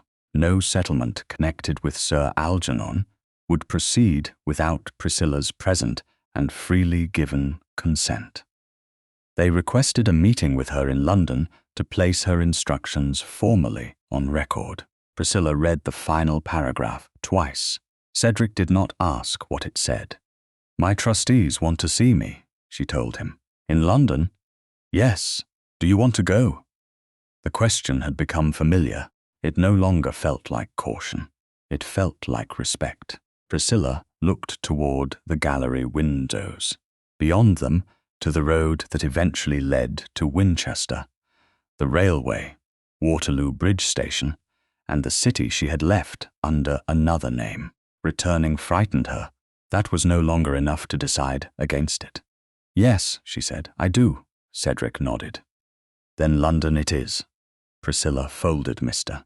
Fenner's letter and placed it inside her reticule under my own name. I would expect nothing less. This time, when she walked away, she did not feel as though she were being followed by the woman she had once been. Lady Priscilla Digby and Miss Reed were going back together. The decision to return to London became real.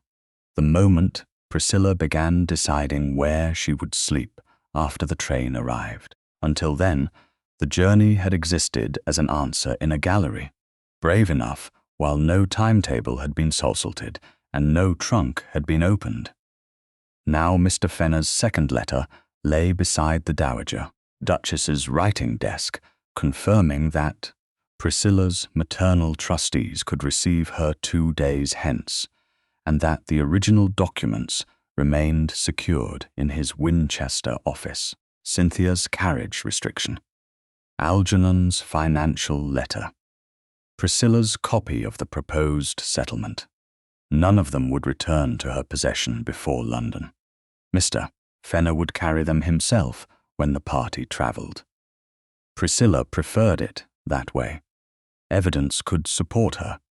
It would not become something she clutched like permission to speak. "Mrs. Harland has replied," Priscilla said. The Dowager looked up from her correspondence. "Your former governess, yes. She lives in Bloomsbury now with her widowed sister. She has offered me a room after the meeting with my trustees."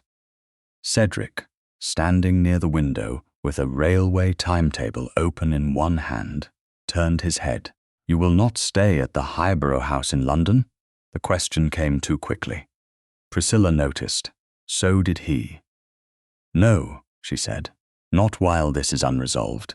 Cedric closed the timetable. "There would be nothing improper in my mother receiving you. I know, and it would be safer." The word entered the room like a familiar mistake. Cedric heard it himself. His expression changed. Priscilla waited. He took one breath, then another. "That was not my decision to make." The Dowager returned very carefully to her letter. Priscilla felt the edge of tension inside her loosen. "No." Cedric crossed to the table. "What do you want from me?" The question was no longer new between them. That made it more meaningful, not less. Priscilla looked at the railway timetable, then at the map beside it. "I will travel to Winchester tomorrow morning. Mr. Fenner will join us there with the documents. We take the train to Waterloo Bridge Station the following day. I meet my trustees in London after arrival. You have arranged all of that already." "Yes." "And after the meeting?" "Mrs. Harland's house." Cedric nodded. "Do you want a Foxden carriage to Winchester?" "Yes." "A second carriage for Mr. Fenner?" "No. He has his own arrangements." "Letters sent ahead to railway officials?" Priscilla almost smiled. "No." "Extra servants?" "No." "2 footmen?" "Cedric," the Dowager said without looking up. He exhaled.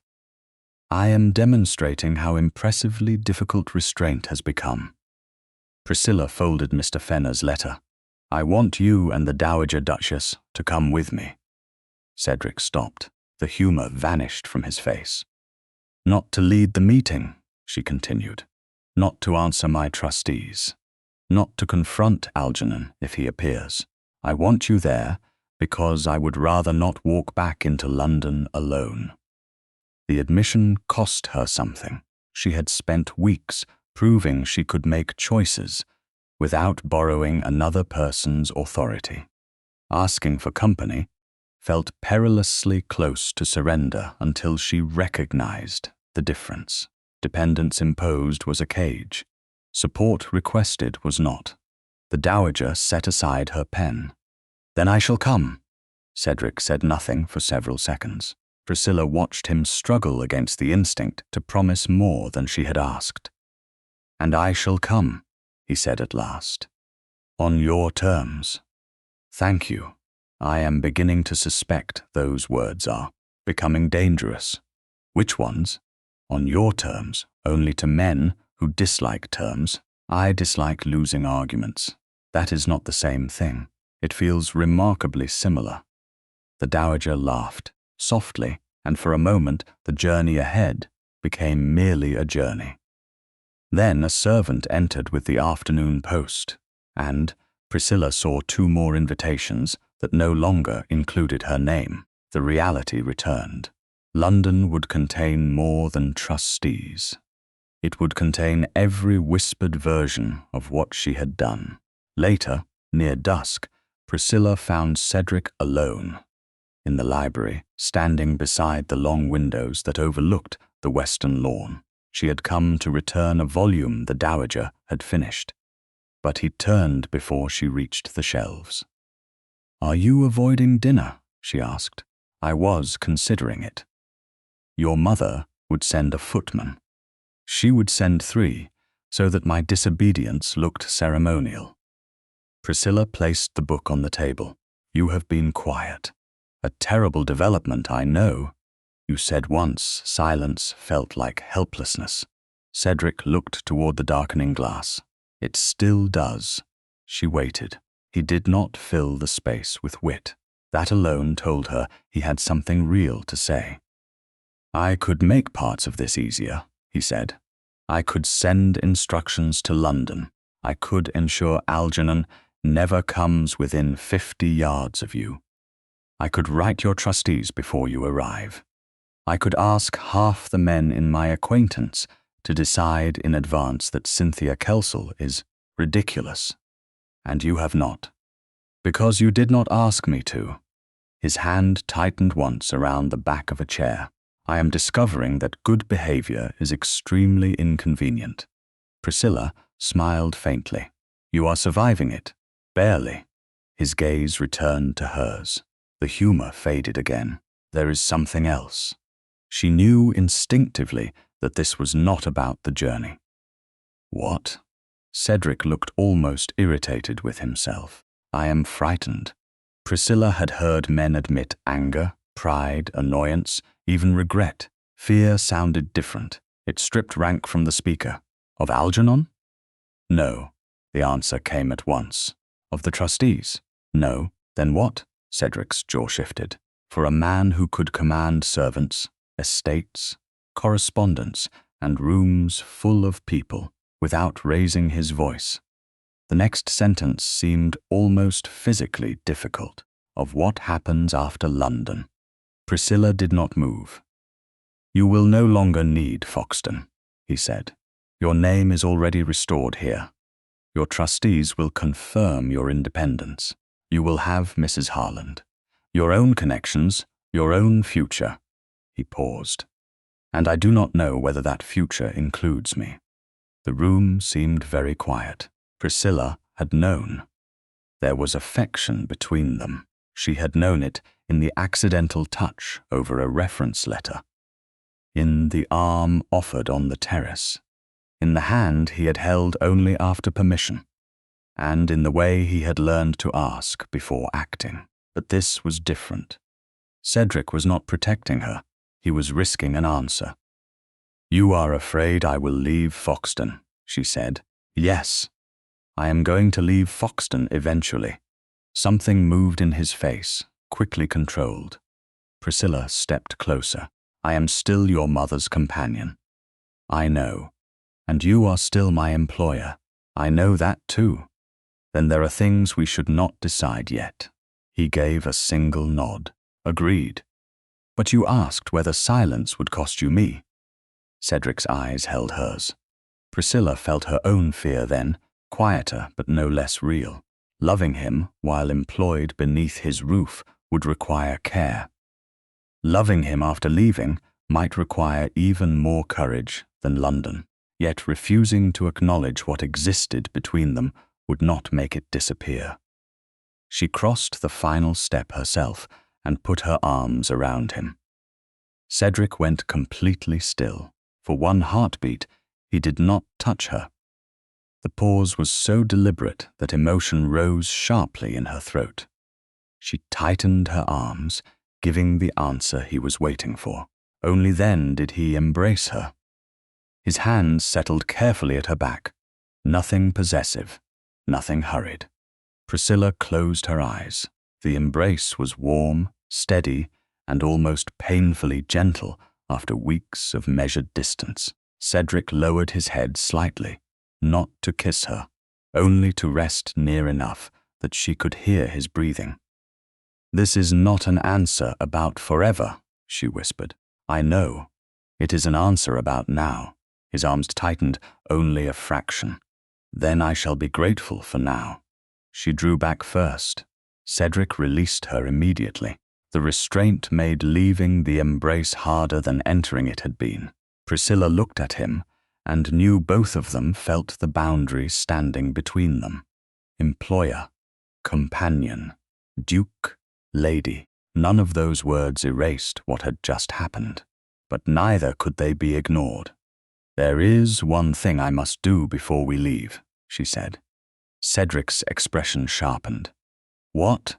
Priscilla thought of the Foxden wage book, of the line that now read Lady Priscilla Digby, companion to the Dowager Duchess, and of the first money she had ever earned resting safely among her belongings, something that makes London simpler.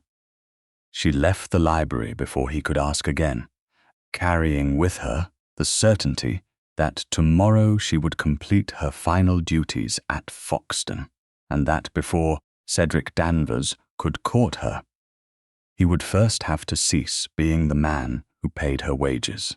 Priscilla woke before dawn with the strange certainty that leaving an employment by choice could hurt more than entering one in fear. Foxden Park was quiet beneath the pale morning light, its corridors still, its servants not yet fully moving through the day. For 9 weeks, the house had taught her the shape of work: letters before luncheon, reading aloud when the Dowager Duchess's eyes tired, invitations corrected, accounts carried, names entered properly.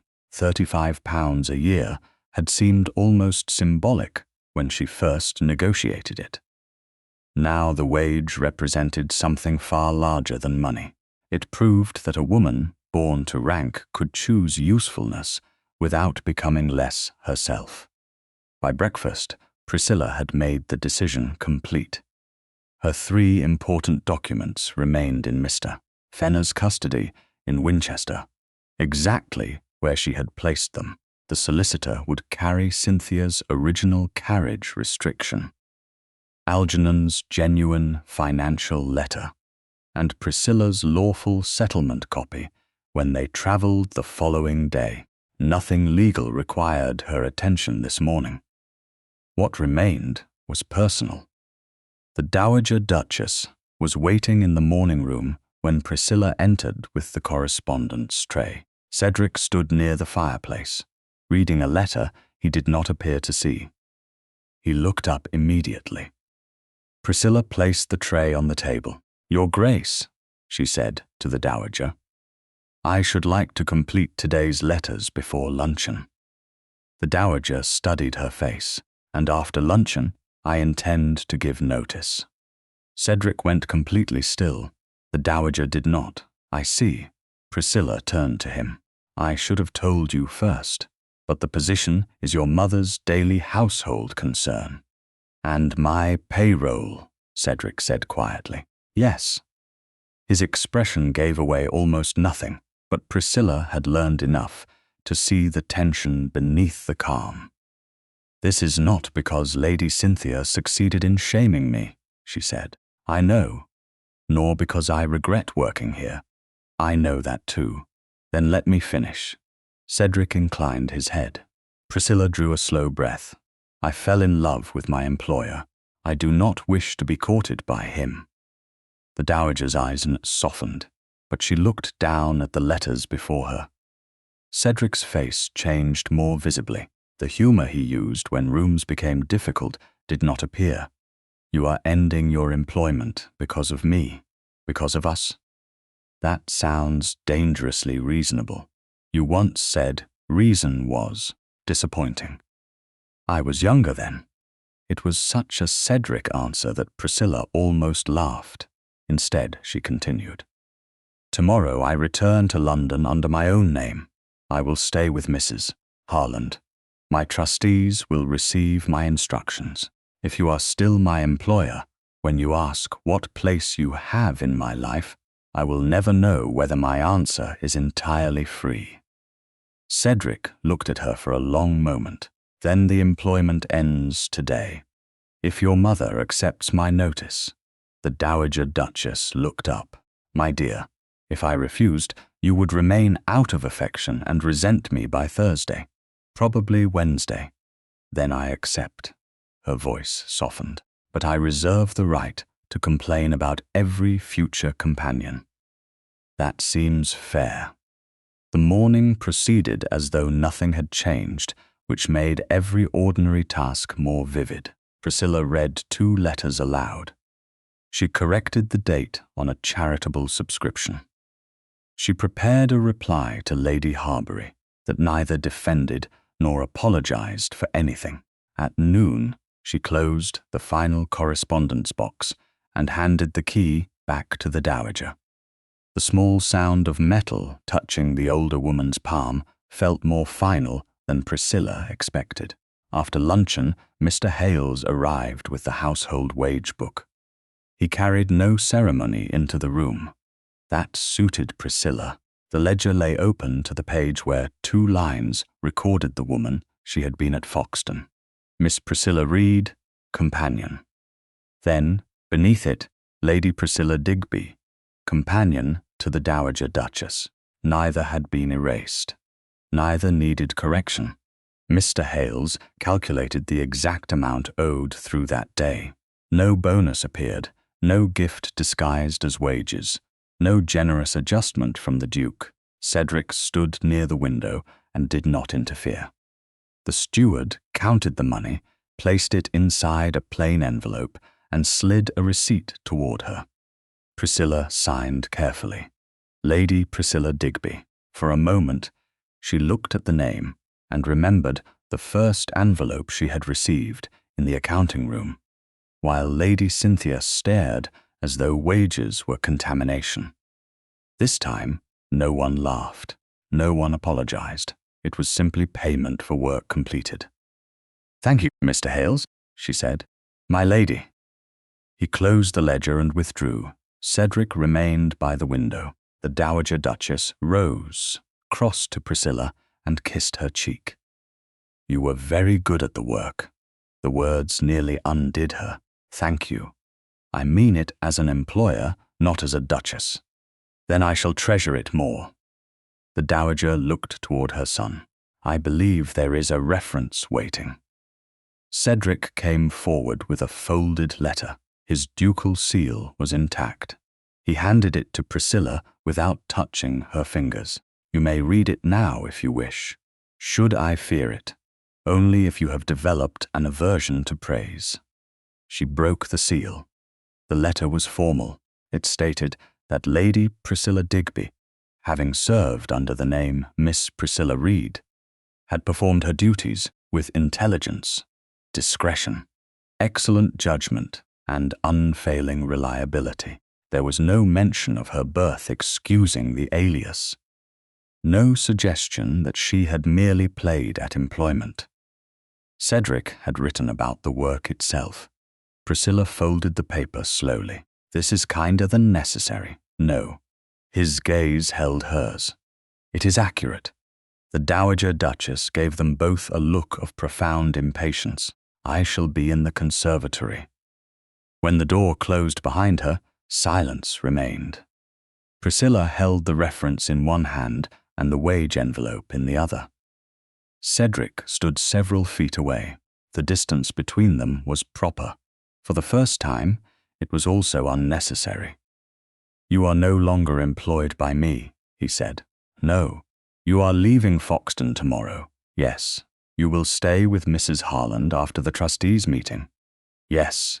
He took one slow step closer. "Then may I ask a question that would have been unfair yesterday?" Priscilla's pulse quickened. "You may. May I call upon you in London?" The simplicity of it struck harder than any grand declaration could have done. No rescue, no assumption, no command disguised as courtship. "Yes," she said. Cedric exhaled. Tuesday, at 3. A smile touched his mouth, very severe. You may survive. I have survived worse. He stopped within arm's reach. Neither of them moved for several seconds. Priscilla could hear the clock on the mantel. She could hear her own breathing. Cedric's expression was not witty now. It was open in a way that still startled her. There is another question, he said. Ask it. His eyes searched hers. May I kiss you? Priscilla felt the answer before she spoke it. Yes. Cedric did not close the distance immediately. He waited until she stepped toward him. Priscilla lifted her face and moved the final inch herself. His kiss was gentle, careful, and unmistakably wanted. There was no urgency in it, no attempt to claim more than she had offered. One hand rose only after she placed hers lightly against his chest, and then his fingers rested at her upper arm, steady rather than possessive. The kiss ended slowly. Priscilla remained close enough to see the emotion he usually hid behind amusement. Cedric looked almost astonished. I have been trying not to say something for several weeks, he murmured. That sounds painful, extremely. His hand lowered, but he did not step away. I love you. There it was, plain, without wit, without title, without protection masquerading as affection. Priscilla felt her throat tighten. She had imagined this moment and distrusted every imagined version. None had been as quiet as the truth. And I love you. Cedric closed his eyes for one heartbeat. When he opened them, Priscilla continued, before relief could make either of them careless. But I will not let love turn Miss Reed into something embarrassing we pretend never happened. I know. She was not a disguise to me. I know that too. She was the first version of myself I chose. Cedric reached for her hand, then stopped with his palm open between them. Priscilla looked down at the offered hand and placed hers inside it. His fingers closed around hers. I would not know how to love you if I forgot her, he said. Priscilla's eyes stung unexpectedly. Good. I was hoping for something more romantic. You have had a kiss and a declaration before tea. Do not become greedy. Cedric laughed softly, and this time the humor did not erase anything. It carried the truth with it. They stood together for another moment. Hands joined before Priscilla withdrew. Tomorrow will not be easy. No, you will not answer for me. No, you will not threaten Algernon. I shall suffer heroically. Cedric, I will not. She believed him. Priscilla placed the final wage receipt inside her reticule and tucked Cedric's reference beside it. Tomorrow, she would leave Foxden not as a fugitive and not as an employee, but as a woman returning to London by choice. Cedric opened the door for her. Before she crossed the threshold, he said, Tuesday, at 3. Priscilla looked back. Do not be late. I am a duke. That was not an answer. His smile followed her into the corridor. Then no, I won't be late. They left Foxden the next morning, beneath a sky the colour of old pearl, travelled by carriage to Winchester, and spent the night there before taking the London train the following day. Priscilla slept little. By then, Mr. Fenner had joined the party and taken personal charge of the document wallet containing Cynthia's original carriage restriction instruction, Algernon's genuine financial letter, and Priscilla's lawful copy of the proposed marriage settlement. He also brought confirmation that Mrs. Gower had answered his written inquiry and signed a factual account stating that Lady Cynthia had issued the instruction and that Mrs. Gower herself had placed the original in Priscilla's hands before the Mayfair departure. Nothing in the statement invented a threat. Nothing needed to. It merely established where the paper had come from. Priscilla read the acknowledgement in Winchester, then returned it to Mr. Fenner. Keep everything together, she said. until I ask otherwise." Of course. Cedric heard the exchange but did not offer to carry the wallet. That small restraint no longer surprised Priscilla. She valued it anyway. The Dowager Duchess travelled in the same railway carriage. Accompanied by her maid, Cedric sat opposite Priscilla for much of the journey, sometimes speaking, sometimes reading, sometimes looking out at the countryside, as though allowing silence to remain ordinary. No one mentioned the kiss at Foxden. No one needed to. The truth of it travelled with them without demanding repetition. Priscilla wore a dark travelling dress and carried her mother's carved bone needle case in her own bag. Her final Austen's wage receipt and Cedric's reference rested inside her reticule.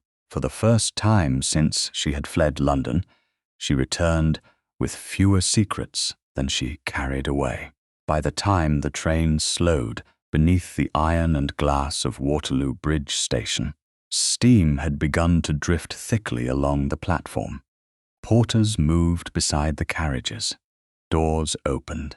Voices rose beneath the roof. Priscilla stood, and Cedric rose too. But he did not offer his arm until she looked at him. She shook her head gently. "I want to step down alone." "Then you shall." He moved aside. Priscilla descended to the platform. Her boots touched stone. For one suspended second, she remembered leaving the same station under the name Miss Reed, uncertain whether Foxden Park would employ her, and terrified that any familiar face might call her back. Now familiar faces were waiting.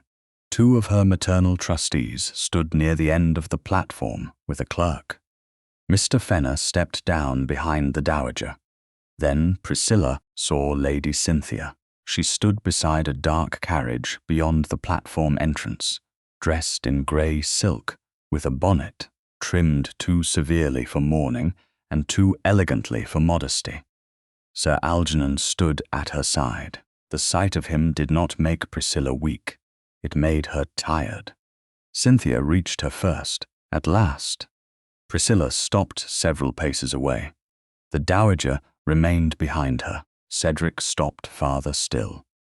He had promised not to lead. "Lady Cynthia," Priscilla said. "We have a carriage waiting," Cynthia replied. "You will come home, and this absurdity can end before more people witness it." Several travellers were already witnessing it. A porter slowed. One of Priscilla's trustees stepped closer, but did not interrupt. Priscilla looked at the carriage, then back at Cynthia. "I already have." Cynthia's face tightened. "Do not perform riddles in a railway station." "I am not performing anything. I chose where I lived. I chose my work. I chose to return. I am not going with you." Algernon moved forward. "Priscilla, enough." He held the old engagement announcement in one gloved hand, the same genuine notice he had shown at Foxden. "You gave your word. This was announced to our families. You cannot pretend none of it happened because you took a position beneath you." Priscilla looked at the paper. "I have never pretended it did not happen." His confidence faltered slightly. "Then honor it. I intended to marry you." She spoke loudly enough for those closest to hear, but she did not address the crowd. She addressed him. "That is true. Then I learned why you required haste. Then I said no." Algernon's mouth hardened. "You misunderstood a private financial difficulty. Your own letter was remarkably clear." Mr. Fenner stepped forward only when Priscilla turned toward him. At her nod, he opened the document wallet. He handed her Algernon's original letter. The paper had not changed. Neither had the handwriting. Priscilla unfolded it. "You wrote that your creditors made delay dangerous. You wrote that the proposed settlement would quiet matters." Algernon glanced toward the trustees. "That is ordinary language between families arranging a marriage." "Perhaps." Priscilla lowered the letter. "It is still your language." One trustee held out his hand. Priscilla passed him the letter. Mr. Fenner then produced her lawful copy of the proposed settlement. The second trustee reviewed the marked provisions concerning the income attached to Priscilla's maternal portion. Cynthia's composure sharpened into anger. This is grotesque. Every respectable marriage includes settlements. Yes, Priscilla said, and every respectable marriage still requires a bride. Cynthia took one step closer. You were the bride. I was intended to be. You agreed, and then I withdrew that agreement.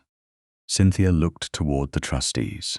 You cannot seriously allow a young woman's temporary panic to overturn months of preparation. One trustee answered at last. Lady Priscilla's present consent is what concerns us. Cynthia's voice chilled. She has been influenced. Cedric did not move. Priscilla felt his stillness behind her and loved him a little more for it. She looked at Mr. Fenner. The other paper. He produced Cynthia's original handwritten instruction. Priscilla did not take it. She wanted the custody to remain exactly as it was. The solicitor held it where the trustees could read. No carriage, cab, or post-chaise is to be ordered for Lady Priscilla without Lady Cynthia's express permission. Cynthia went pale. That was a household precaution. Mrs. Gower says otherwise, Mr. Fenner said. He did not dramatize the statement. She has provided a signed account confirming that you gave her this original instruction before Lady Priscilla's departure, and that she later placed it in Lady Priscilla's hands. Cynthia turned on Priscilla. You enlisted servants against me? No. I accepted the truth when a servant was brave enough to give it to me. Algernon's voice lowered. This is not the place. Priscilla looked around at the railway station, at the smoke, the movement, the people going where they had chosen to go. It is exactly the place. Cynthia's mouth tightened. What is that supposed to mean? Priscilla looked at the paper in Mr. Fenner's hand. If I remained free to choose my marriage, why did you forbid your household to order me a carriage? Cynthia said nothing. The silence was more complete than denial. One of the trustees folded Algernon's letter and handed it back to Mr. Fenner. Lady Priscilla, we will record your instruction formally this afternoon. No proposed settlement connected with Sir Algernon Kelsall will proceed without your present and freely given consent. You have it now, Priscilla said. I do not consent. Then there will be no settlement. Algernon's face changed. Not heartbreak, calculation collapsing. The distinction finally stood naked between them. Without Priscilla's marriage portion, there was no financial rescue waiting behind the wedding. Cynthia looked from the trustees to Cedric, as though rank might still salvage what authority had lost. And you, she said, you encouraged this degradation. An earl's daughter earning wages in your mother's household. Cedric did not answer. Not yet. Priscilla faced Cynthia herself. I earned those wages. You made yourself a servant. No, I became a companion. I read, I wrote, I worked, I was paid. None of those things became shameful because my father had a title. Cynthia turned toward Cedric. Surely even you cannot defend this masquerade. Only then did Cedric step forward. His voice carried without effort. At Foxden, I called Miss Reed a fiction. Priscilla looked at him. He did not look away. I was wrong.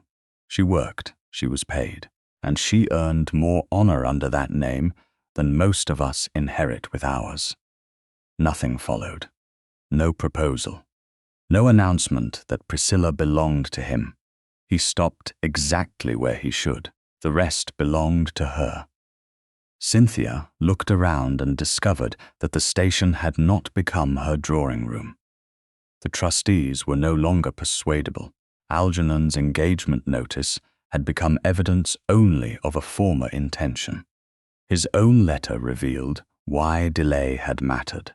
Her own instruction revealed what had been done after Priscilla withdrew consent. There was no dramatic sentence that destroyed them. There was simply nothing left for them to command. Algernon folded the engagement announcement and put it back inside his coat. "You will regret this," Priscilla considered him. "Perhaps, but the regret will be mine." He had no answer to that. Cynthia turned away first. Algernon followed her toward the waiting carriage. Priscilla watched them go without triumph. Justice felt quieter than revenge. It felt like air entering a room after a window had been opened. Mr. Fenner returned all 3 original documents to his wallet. "I will retain custody until after the trustees' meeting, as instructed. Thank you." The dowager came to Priscilla's side, but did not embrace her in the middle of the station. Her eyes were bright enough. Cedric remained a pace away. He held out his hand. Nothing more. Priscilla looked at it, then at him. She placed her hand in his. The contact was public, chosen, and entirely hers. His fingers closed gently around hers. "Tuesday is still agreed?" he asked quietly. Priscilla felt herself smile. "At 3, I would not dare be late." "Good." She turned toward the station exit with Cedric beside her, not ahead of her, while London waited beyond the doors, and, for the first time, did not feel like a place she had to escape. 6 weeks after Waterloo Bridge Station, Priscilla had learned that courtship was most revealing when nothing dramatic happened. Cedric came to Mrs. Harland's Bloomsbury house on Tuesday at 3, exactly as promised. He came again on Friday. The following week, he arrived with his mother for tea. And the week after that, he accompanied Priscilla and Mrs. Harland to an exhibition where 3 women, who had once withdrawn invitations, looked at her with the careful interest of people trying to decide whether society had changed before they had. Priscilla did not help them. She did not explain herself again. The truth had already been spoken.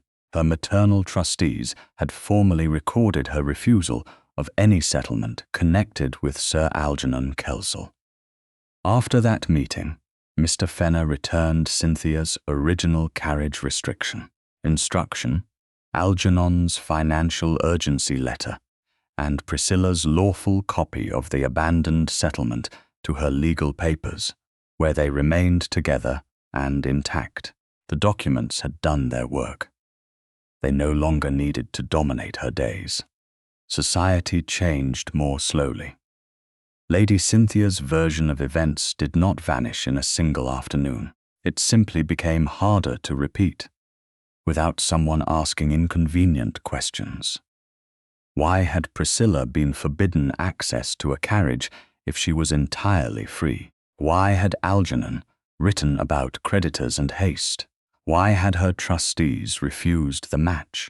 Within a fortnight, Lady Cynthia ceased attending 2 charitable committees where the questions had become impossible to redirect. By the end of the month, she had withdrawn from several patronage roles rather than endure the quiet humiliation of being asked about her own handwriting. Algernon's difficulties proved less graceful. Without Priscilla's marriage portion, the creditors he had hoped to quiet did not disappear. His social calls became fewer. His invitations narrowed. No one announced his ruin.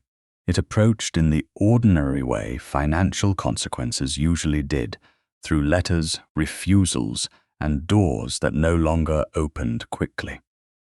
Priscilla felt no pleasure in it. She felt relief. That was enough. Cedric never once used Algernon's decline as proof that Priscilla had chosen the better man. That mattered more than she told him. He also never attempted to hurry the courtship merely because they had already confessed love. He called properly.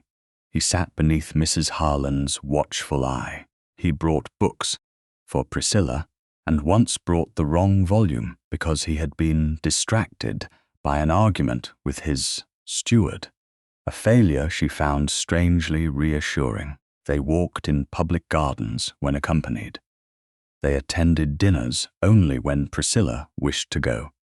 When an old acquaintance asked, too brightly, whether she intended to return to her proper sphere, Priscilla answered, "I wasn't aware I had misplaced it," and Cedric managed not to laugh until they reached the carriage. "You showed admirable restraint," she told him. "I deserve recognition. You survived 30 seconds. It was a very long 30 seconds. Their affection became easier in those small exchanges, not because the past had been forgotten, but because neither needed to test the other every hour. Cedric still used wit when discomfort pressed too close. Now he caught himself. Sometimes Priscilla let the joke stand. Sometimes she looked at him until he sighed and told her what he actually meant. One evening, after dinner at Mrs. Harland's, he said, "You are becoming tyrannical." Priscilla raised an eyebrow. "You may leave." Cedric looked at the drawing-room door. "No, I think I'll endure oppression," she smiled. "Then endure quietly." Beneath the humor was something steady. He no longer behaved as though loving her gave him a better claim to her decisions. She no longer treated accepting help as though it threatened her independence. By the 6th week, both understood that courtship had stopped being a trial and become a choice renewed each time they met. Cedric proposed privately in Mrs. Harland's small back drawing room on an afternoon when rain tapped softly against the windows and the Dowager Duchess was deliberately occupied with correspondence in the next room. He did not kneel immediately. He stood before Priscilla with a small ring box in one hand and an expression unusually stripped of amusement. "I had prepared a speech," he said. "That sounds dangerous. It was excellent. Naturally. I have forgotten most of it." Priscilla's heart began to beat faster. Cedric looked at her, and whatever clever sentence he had planned disappeared completely. "I love you," he said. "I know I have said it before, but I want you to hear it without a crisis around us. I love you when you need me, and when you do not. I love Lady Priscilla Digby. I love the woman who worked as Miss Reed. I do not want to rescue either one of them." His voice softened. "I want to build a life with you if you still want one with me." Priscilla felt tears sting unexpectedly. "That was your ruined speech. A tragic loss to oratory." "Cedric, yes, ask me properly." His eyes warmed. This time he did kneel. "Priscilla, will you marry me?" She let him wait one heartbeat, because he had once taught her the value of a well-timed silence. Then she smiled. "Yes, I'll marry you." Relief broke across his face. "You are cruel. You survived." "Barely." He slipped the ring onto her finger only after she held out her hand. The marriage settlement was settled before the wedding date. Priscilla's trustees insisted upon clear protections for her financial interests, and Cedric agreed without argument or injured pride. He read every provision, asked sensible questions, and signed what was required. Banns were called in due course. There was no hurried elopement, no grand ducal spectacle, and no attempt to turn the wedding into a public correction of every insult Priscilla had endured. They married quietly in a London parish church with the Dowager Duchess, Mrs. Harland, Mr. Fenner, and a small circle of people. Priscilla had chosen herself when the clergyman pronounced them husband and wife. Cedric looked at her with the same restrained wonder he had worn after their first kiss. Priscilla squeezed his hand. "You may smile," she whispered. "I'm trying not to disgrace the solemnity. It's too late. Then I surrender." Weeks later, In their private sitting room, Priscilla opened the carved bone needle case that had travelled with her from Mayfair to Foxden and back to London.